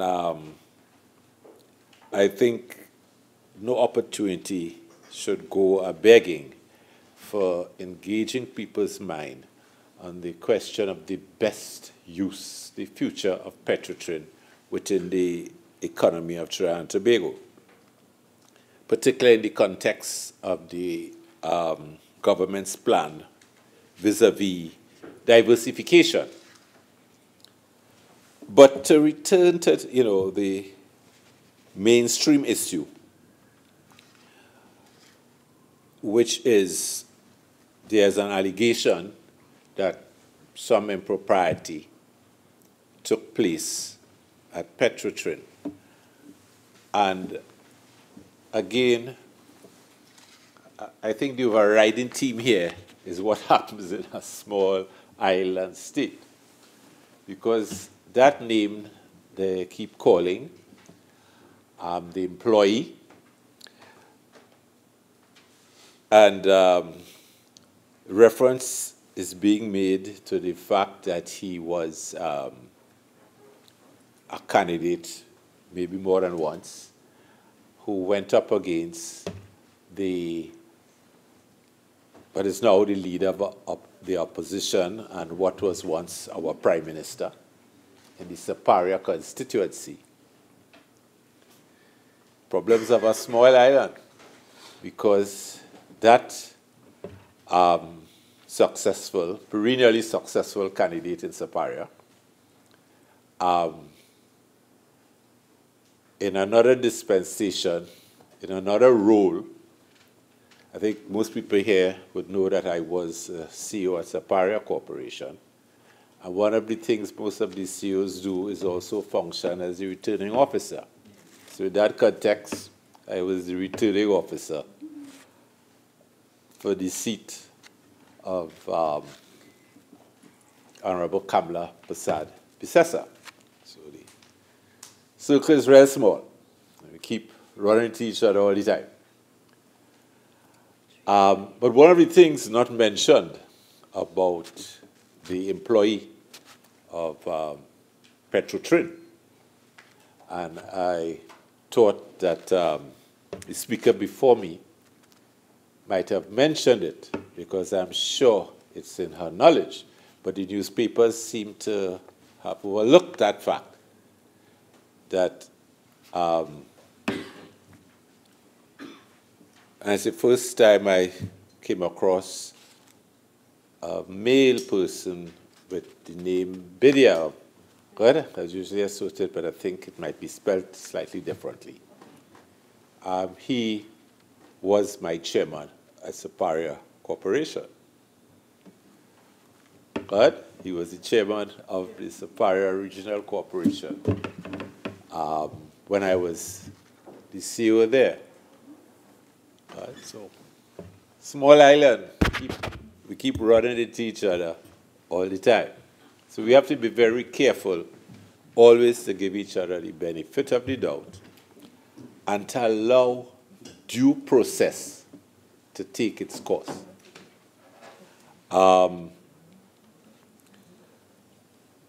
Wherever that goes and however long it takes, because it's people's reputation, it's their family and so on, whose good name and whose comfort zone you are interfering with when you take for granted or you allow or you support an atmosphere in which rumors, allegations abound and people are not allowed a fair opportunity in the right place at the right time. So we have to be careful that we do not try people on the streets. We do not try people here in the Parliament, that we inquire. That's the role of the Joint Select Committee as I see it, and the role of the Parliament. But it's the business of the courts to try people for criminal offenses. So it's on that basis that I decided that I should participate in this debate so as to make that abundantly clear. It's not our role, and we should not lend support to that wicked national pastime of trying people before the courts do, of trying people, you know, in the media, in the press, on the street corner, in the rum shop, as one public figure was known to say, good, and that we do it in the proper place, in fairness to them, and particularly their families. So due course, due process. In that regard, I note what the chairman of Petrotrin has been saying in terms of how the company is proceeding, and I don't have a problem with that. It is better to be a day slow than to be precipitous and destroy people unfairly. So that really is my concern over this matter and how things have been progressing. To me, there are people, and I stand to be guided in that, as I understand it, and lawyers present could intervene and correct me, that the Director of Public Prosecutions has the authority to pursue matters on his own motion. Am I correct in saying so? In which case, from whatever he may glean publicly, he may proceed, good, and thereby subvert any other process that a company or whoever may engage in. So in that regard, and unless we are saying, again, that the office of the DPP has been found wanting, then due process ought to take place, and we refrain from whipping up a public hysteria that really does no good. Today it's me, tomorrow it's you. And again, on that note, due course, proper procedure, allow it to take place, allow it to flow, good? Because a day is not much, a month is not much. We have people in remand yard there for years, good? Sometimes they are found guilty and they have to be sentenced, and my experience working in the office of the Ombudsman, there were quite a few cases where people had to be sentenced to time served. And in one, we had to rush to get the man out so that time served won't be more than the possibility that the offense could carry. Right? So we have to be wary. Right? We can't let the euphoria of, you know,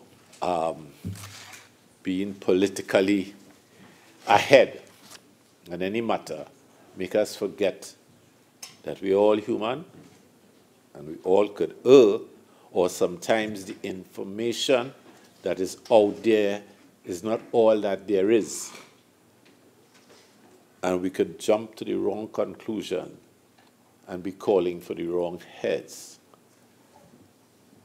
So I ask not just this House, but the national community to be wary of being a lynch mob on any issue.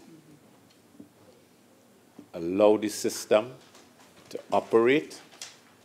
I still think with all the difficulties, with all the people who are in the remand yard, and I used in another incarnation, take prisoner complaints.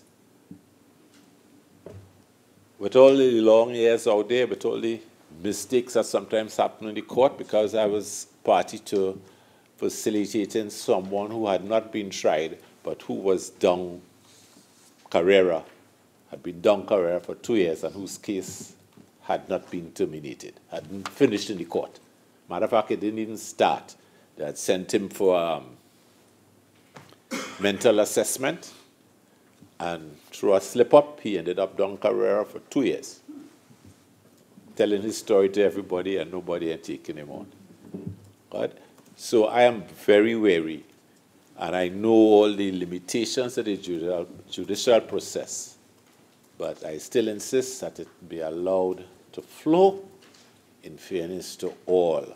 I am one of those who am against the death penalty, to be quite frank, because I think it's time to bring the point that you're making in. And if you have another point to make, I invite you to go ahead and make it. Thank you. I'll be so guided. So in that regard, I appeal to this House and to the national community to allow the process to take its course, and wherever it goes, we should respect that. On that note, I thank you.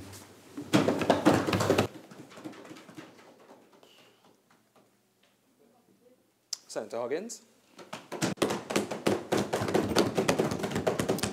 Thank you very much for this opportunity, Mr. Vice President, to contribute to this motion.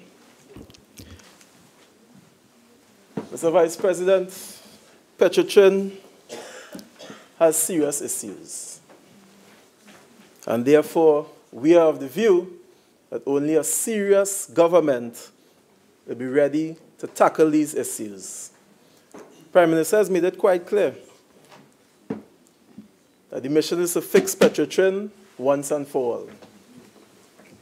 Of these challenges, Petrotrin still remains a very vital and important institution in Trinidad and Tobago.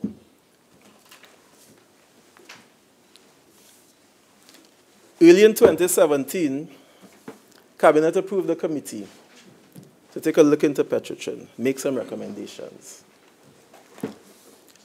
They found a number of challenges, and therefore, this situation with ANV may be one of those categories of challenges which we must face in order to bring Petrotrin into a viable state.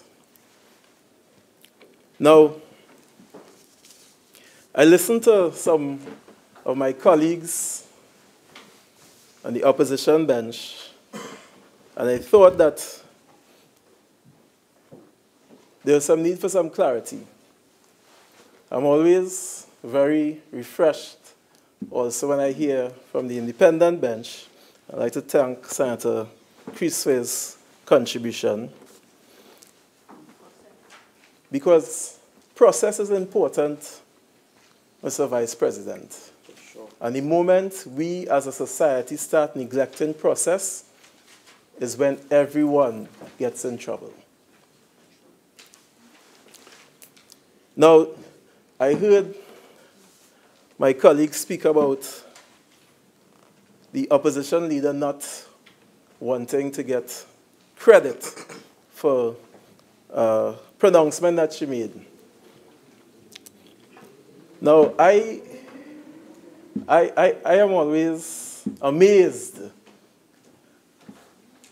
at contributions that come without any solid base or foundation, or it leaves you baffled at times. So I would understand why my colleague, Senator Rambharat, would have placed on the record his view that there's some element of hypocrisy here, Mr. Vice President. Now, there's a lot said about public outcry concerning ANV. And yes, there may be public outcry. There is public outcry because, like the public, the government also wants to get to the bottom of this. Yeah? So it was a bit surprising also to see my colleague, Senator Mark, actually return here with full force for us to continue this debate on this motion. Given the activities that transpired in terms of ANV being terminated and other developments. One of my colleagues spoke about politics changing and things being on the record now, and there's increased need for accountability and so forth. We are fully aware of this, Mr. Vice President. And therefore, I think that in terms of public record, my colleague who raised that issue may do well to reflect on public record in terms of the tenure of the people of the institution, the party that they represent. They spoke about confidence in our institutions. Mr. Vice President, when the People's National Movement sought to seek its mandate from the people of Trinidad and Tobago in 2015, we had to make it very clear that one of the first items on our agenda is to rebuild the public confidence in our institutions and in our leaders and representatives. That is because of the experience that they had for 5 years. There's public outcry. There's public outcry on a number of issues. A number of issues in the public domain. But as a responsible government, we understand process. There's public outcry over investigations that are ongoing, which I wouldn't rehash here.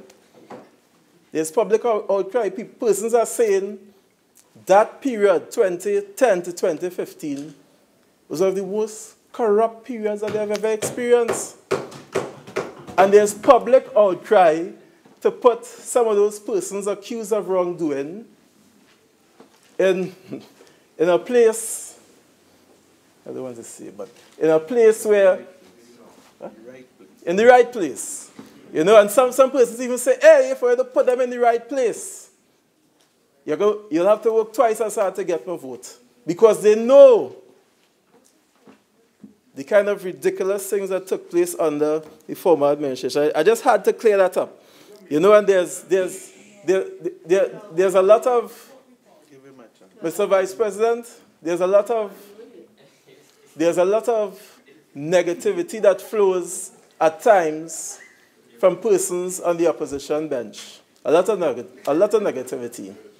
But I'd like to urge the citizens of Trinidad and Tobago, in the words of Albert Einstein, to stay away from negative people, because they have a problem for every solution. And as we stand here, I would like to say that there is a lot of hypocrisy in this motion, Mr. Vice President, and we on the government bench are committed as our responsibility to ensure that we treat with matters as they arise, even though at times they may be frivolous at times, but the responsibility of the government bench here is to treat with all those matters as they may arise in the public interest.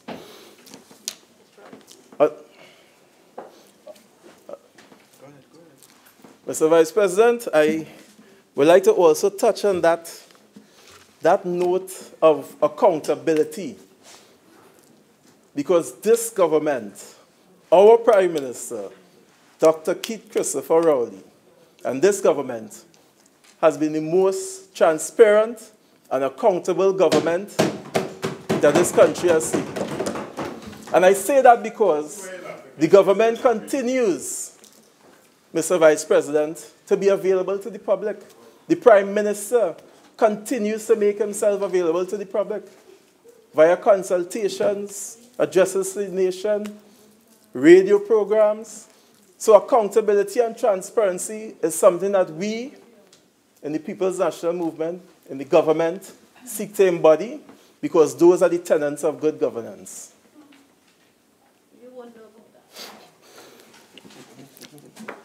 So, Mr. Vice President, I just felt it necessary to clear up some of the remarks that was coming from the opposition bench. And agree with my colleague. President 45-1, you mustn't do that. He's made the controversial.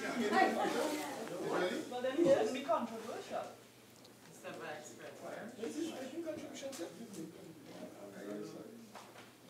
President.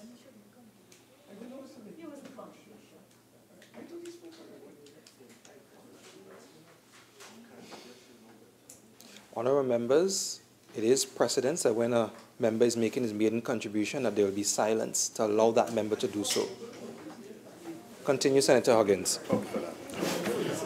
Thank you very much, Mr. Vice President. There's one more element that I must clear up, Mr. Vice President. I heard my colleague speak about sending the wrong message to the criminal elements. And Mr. Vice President, nothing could be filled with more hypocrisy. Because it was this government that came to the opposition to get support on very, very, very critical legislation. 46-1, Mr. Vice President.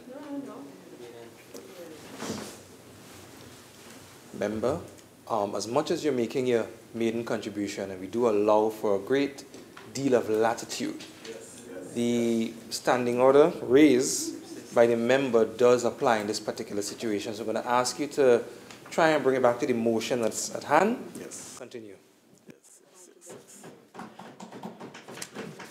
Thank you very much, Mr. Vice President.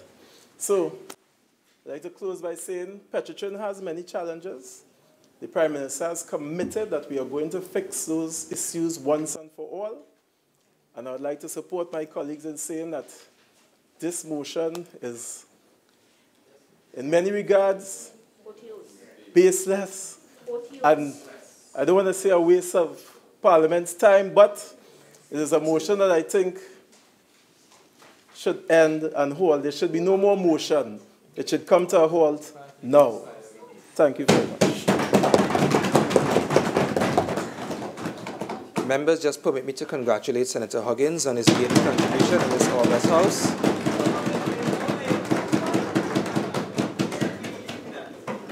Senator Obika. Thank you, Mr. Vice President, for allowing me to contribute to this very important motion raised and brought to the House by our leader of the opposition bench, Senator Mark. And we have been asked to consider the motion before us that is whether immediate action should be taken by the Ministry of Finance as corporation sole, as you would be aware, to suspend a particular operator's contract whilst investigations into the Audit Committee's report are ongoing. Now, Mr. Vice President, one only has to turn to the Trinidad Express article, and I give the name and reference of the article for the record, of the 22nd of December 2017, titled, Petrotrin Terminates A&V Oil's Contract.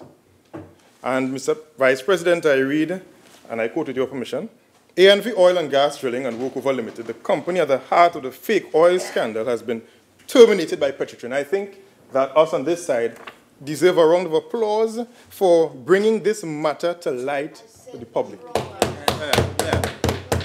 Now, I want to start by where my colleague on the opposite side ended. So Senator Huggins, in his maiden contribution, referenced that there is a public outcry. And I want to concur that there is a public outcry. And they are fed up. And they want more than an investigation. They simply want the PNM to go.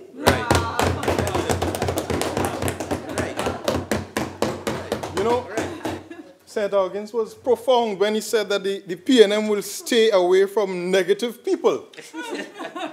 And he is none other than the PRO of the PNM, so he wouldn't make mistakes with his words. So when the PRO of the PNM is saying they will stay away from people, I am sure he means they are staying away from the people of Trinidad and Tobago.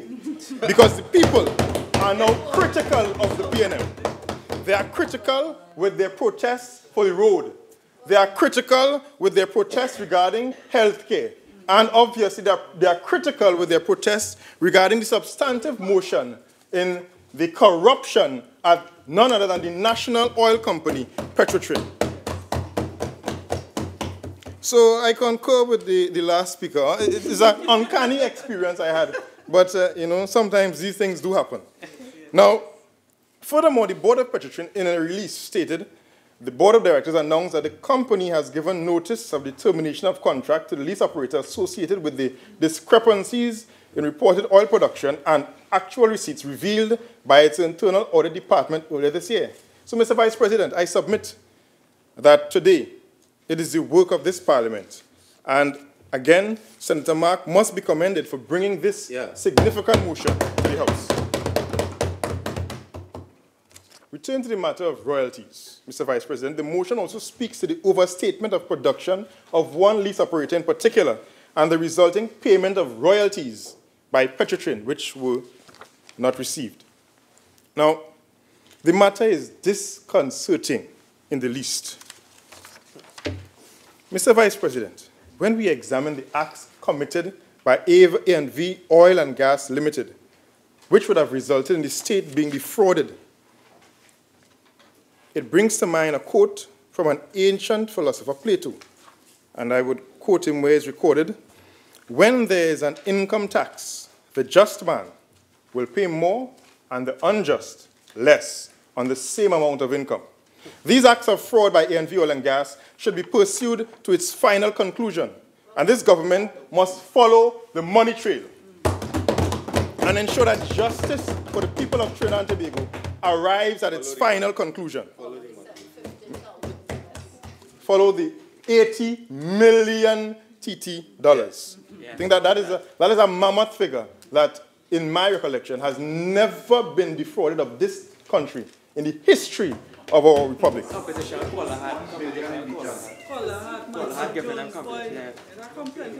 Now, Mr. Vice President, if the government fails to bring Members, is getting a little bit loud in here while the Honorable Senator is making his contribution. So could we have some silence while he makes his contribution? Continue, Senator Obika. Thank you, Mr. Vice President. I like this president. Yes. Now, we understand that Mr. Vidya Dioki Singh is a member of the People's National Movement who happens to be at the center of the scandal before us. And I stand to be corrected, and I understand that he has not been sent home pending the end and the final outcome of this investigation. In fact, he remains there, which is equivalent to heaping bounties and rewards on him and benefits where punishment should be his portion. And on top of that, to add... You want to give me just a minute? I answered this question in the House on Mr. Dioki Singh. Mr. Dioki Singh is under investigation in Petrotrin. Petrotrin has very robust and airtight collective agreements between the Oilfield Workers Trade Union and the company. And there are specific procedures that has to go through with an investigation. And the management and or the board cannot just opt and suspend somebody unless that due process is completed. The same point Senator Creese made and the same point Clarence Rambharat made, Senator Rambharat. So that is the process that is taking place. Mr. Vice President, if I may respond to the leader of the government business, the Honorable Minister Khan. The minister referenced process and that the process is being followed. I want to posit that this process is strangely different from the process that obtains in the private sector and obtained in and I stand to be corrected, in HGC. So it really begs the question, what process they are following that leads to justice for the people of Trinidad and Tobago and for the returning of our taxpayers' dollars defrauded by the state. Now, these benefits that are heaped upon this P&M candidate for Separia, the losing candidate, former chairman of a regional corporation, can you imagine? It brings to mind a quote of another ancient philosopher. I did a little bit of reading, and I would like to share that with this honorable house and the population. The real destroyer of the liberties of the people is he who spreads among them bounties, donations, and benefits. And I beg this house to look at this case there is someone who, by and large, as we say, tongue say, we don't pass, we mouth him already. We know his portion. The report from the Internal Audit Department is clear. They brought in external auditors. It is clear they have concurred and agreed with the Internal Audit Department of Petrotrin. And this individual is left there being given the full benefits of an employee of our national oil company, Petrotrin. That is a travesty on its own. So, Mr. Vice President, I heard the Minister of Trade stating that Petrotrin was at fault shortly after expressing her closeness with the daughter of the owner of the offender, ANV Oil and Gas. I think the Minister should have spared the Parliament the reference of it to if it were her child involved, but because that doesn't arise.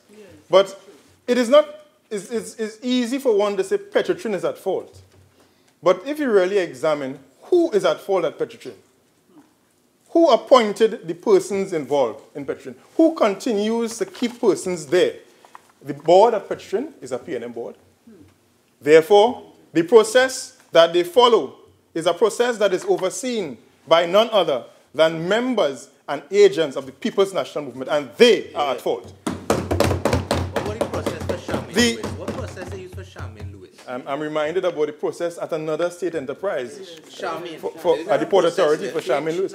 But when you look at the fault, when you say fault, so they are laying blame, the minister laid blame at the feet of Petrotrin, the door of Petrotrin. However, was it not the same Petrotrin that commissioned and completed this internal audit that found $80 million of corruption?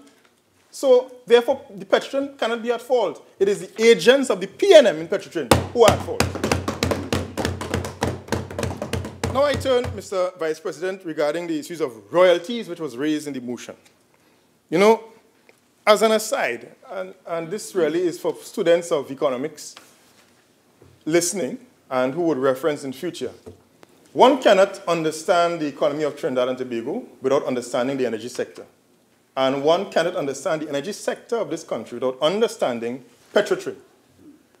And as a result of that, Petrotrin is equal to the fortunes of Petrotrin is equal to the fortunes of Trinidad and Tobago as an economy, as a nation, regarding our posterity, and regarding our economy as a going concern. Therefore, matters regarding royalties with Petrotrin are of paramount importance because that is the way the taxpayer benefits. So, Mr. Vice President, the situation audit of Petrotrin points to declining production and reserves, and it may come as great relief. It may have come as great relief to the good staff at Petrotrin that ANV drilling could have resurrected from the dead the Catskill field. And one wonders if that would not have misled the organization into believing they could have arrested the issue of declining production once and for all, if not boost production. So this goes deeper. The matter of over-invoicing and fraud by none other than a PNM candidate that could have misled a jewel on the crown of Trinidad and Tobago is a very serious matter. Yes. And it goes beyond that in that single lease operator. It speaks to the strategy of Petrotrin. Could the strategy of Petrotrin been affected by this one operator, their actions of presenting a fake picture of boosting production of one field? Could that not have led the strategists at Petrotrin to divert their attention from other activities which have resulted in a boosting of our production capacity, increasing our proven reserves, increasing our probable reserves, and diverting it to this negative course of action, which would be focusing on lease operators with fields that are declining in output or that are mature at best? And when you look at the content of the presentation, and I read, guided by you, Mr. Vice President, delivered by the then chairman of Petrotrin, Professor Andrew Jupiter, at the Energy Caribbean Conference 2016. We see there's another conference ongoing at this moment, titled Role of the National Oil Company in the Development of the Energy Sector, which happens to be my source for the record of the Hansard. Mr. Vice President, in light of the fact that the Petrotrin audit, which was dated 17th August 2017, less than a month after the effective resignation of Professor Andrew Jupiter, which was effective July 31st, 2017, as reported by Asha Javid in Trinidad Express article 22nd July 2017, in a story titled Jupiter Quits as Petroleum Chairman. One can only speculate, given the close proximity of these two events, the resignation of the Petroleum Chairman and the date of this report, this internal report of Petroleum, this internal audit report of Petroleum, that the Goodley professor, a renowned man from the Southland, someone whose son I know because we went to the same secondary school, Presentation College, San Fernando. And who he wanted, one can only speculate, that he wanted to distance his legacy from this scandal that was hatched by a PNM candidate and a PNM financier. Professor Jupiter is a good man. Doesn't want to have himself stained with the negativity of what happened there. Further, Mr. Vice President, Petrotrin pointed on the road to improved efficiency as being, and this is very serious, and this was lifted from Professor Jupiter's presentation at that energy conference, which is for the world's record, that an assignment of coaches, mentors to the young engineers would be one of the main pillars going forward, so that institutional memory is preserved and continued. I only hope that one of these mentors is not Vidya Yoki Singh. Because as the only one thing this PNM candidate come Petrotrin employee is famous or infamous for is defrauding the state, over-invoicing by a lease operator, and corruption, and more corruption. So I turn to the lease operators. Mr. Vice President, I listened with alarm as the Honorable Minister of Trade, who tried to insinuate that the UNC is saying to do away with the lease operatorship program of Petrotrin. I want to dispel that as completely false and direct the Minister of Trade to comments made by none other than Ansel Roger, President General of OWTU, the Oil Fields Workers Trade Union, where he said in Express newspaper article dated Thursday, 18th January 2018, by Radica de Silva, headlined, Petrotrin workers on standby for shutdown. And I want to turn to that article because it's very important they get these things right. Read it slow for them. Ansel Roger is reported to have said he wants the Petrotrin board to review the lease operator program. The comments about the lease operator program fall squarely with the head of none other than the principal trade union for the oil field workers. So therefore, please direct, I encourage for you, Mr. Vice President, that the Minister of Trade, the Honorable Minister, should direct her concerns to none other than the head of the bargaining unit for the workers in the oil fields.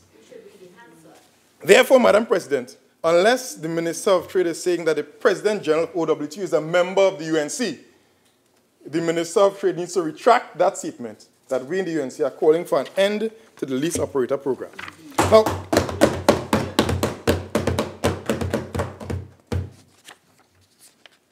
Now, as I begin to wind up, I just want to bring to light some of the issues that were raised in that very well-written article by Radica de Silva.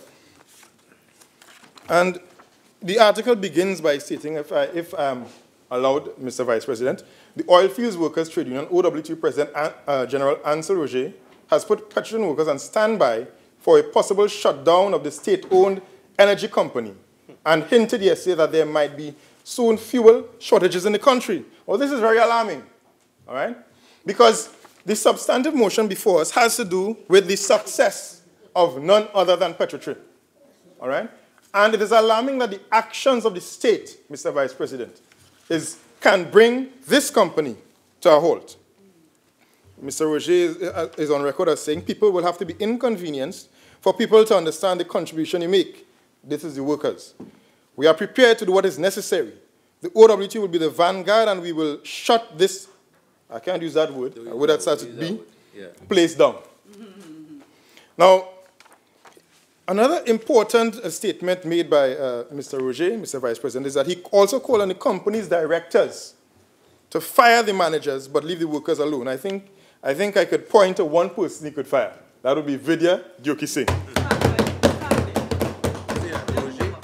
Yes, definitely. And he went on and he said some very insightful things. Very insightful things. But one of the most important things he said is that he urged the workers to acknowledge that the Keith Rowley administration is the worst that has ever existed in Trinidad and Tobago. He said that it is the worst administration that ever existed in Trinidad and Tobago. That means they're even worse than the colonial government. He said they failed more than any government that ever existed. In terms of health, they failed. In terms of the economy, they failed. You have ministers of the economy as window dressing now. With education, they failed. You heard the Minister of Education today, so you know that's failure. They failed with crime. Murders are rising. You are afraid to let your family members even leave the house. You are afraid yourself to leave the house. They failed to govern properly. And he said the last bastion is the OWTU. But I want to tell him that the people of Trinidad and Tobago can count on the United National Congress to defend the interests of this country and to bring back good governance come next general election, whenever it is called. Thank you very much, Mr. Vice President.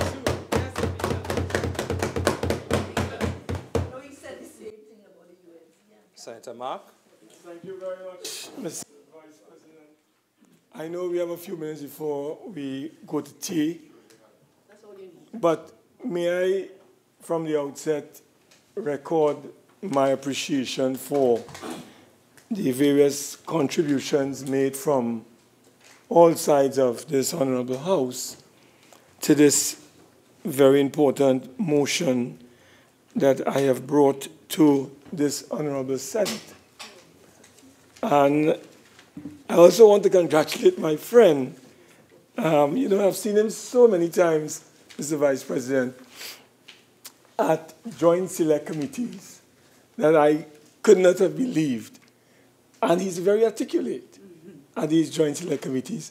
So I thought he had already cut his teeth here in the Senate. So I was a bit surprised that he had only made his maiden contribution today. So I also want to, like the Vice President, extend my congratulations to Senator Ronald Huggins. I want to correct the record.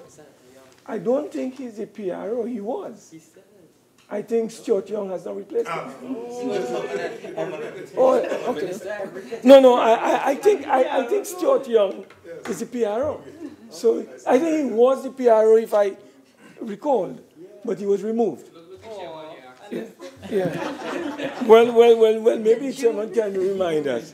But anyway, Mr. Chairman, Mr. Vice President, as I said, I want to thank everyone for making their contributions. But in my wind-up, or my winding up, I want to begin by reminding my colleague who is the Minister of Trade and Industry, that the record would show, and I'm shocked that sitting next to you, the Minister of Energy, would have allowed you to fall into that erroneous pathway. I thought he would have corrected you. Mr. Vice President, just for the record, I have been advised by Petrotrin that this matter of the Southwest Soldado matter, this entire matter, was referred to the police after a PwC forensic inquiry and report. And that was done sometime September of 2015. So I am surprised that the Honorable Minister of Trade and Industry is not aware. You see, like Rip Van Winkle, they are sleeping on the job. They are sleeping on the job. They don't know what is happening around them. And I believe the minister is sleeping on the job as well. Because he could have told the Honorable Minister, that is, that, listen, this matter was conducted, an investigation was conducted by the PricewaterhouseCoopers, a forensic investigation, and a report was concluded, and it was sent by the Petrotrin, to the police. So how come the Honorable Minister, except if the Minister is bent on mischief and cheap propaganda? That's all. No. I withdraw.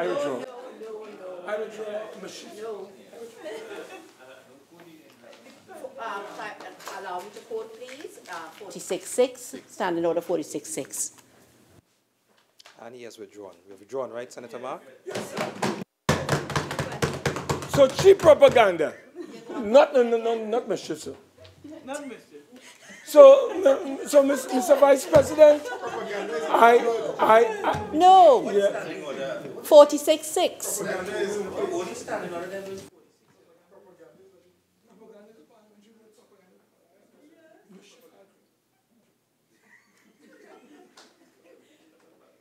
You're fast approaching T, Senator Mark, so move forward. Thank you, sir. Yeah, so, Mr. Vice President, I will show when I return here. Unlike what my colleague said earlier, Senator Rambharat, this is not dangerous. This is not convoluted. This is not premature, as he claims. It is not hypocrisy, as you would like us to believe. This is a giant, well-coordinated political conspiracy involving key players in that industry. And I will demonstrate to you, Mr. Vice President, the link between Dioki Singh, Nazir Ali, Nazim Bash, and I don't want to bring in the minister because I'll have to bring a special motion for him. But I don't want to bring him in. Honourable Senators, the time is now 4:30, and it's time for tea. This House will now stand suspended until 5 p.m.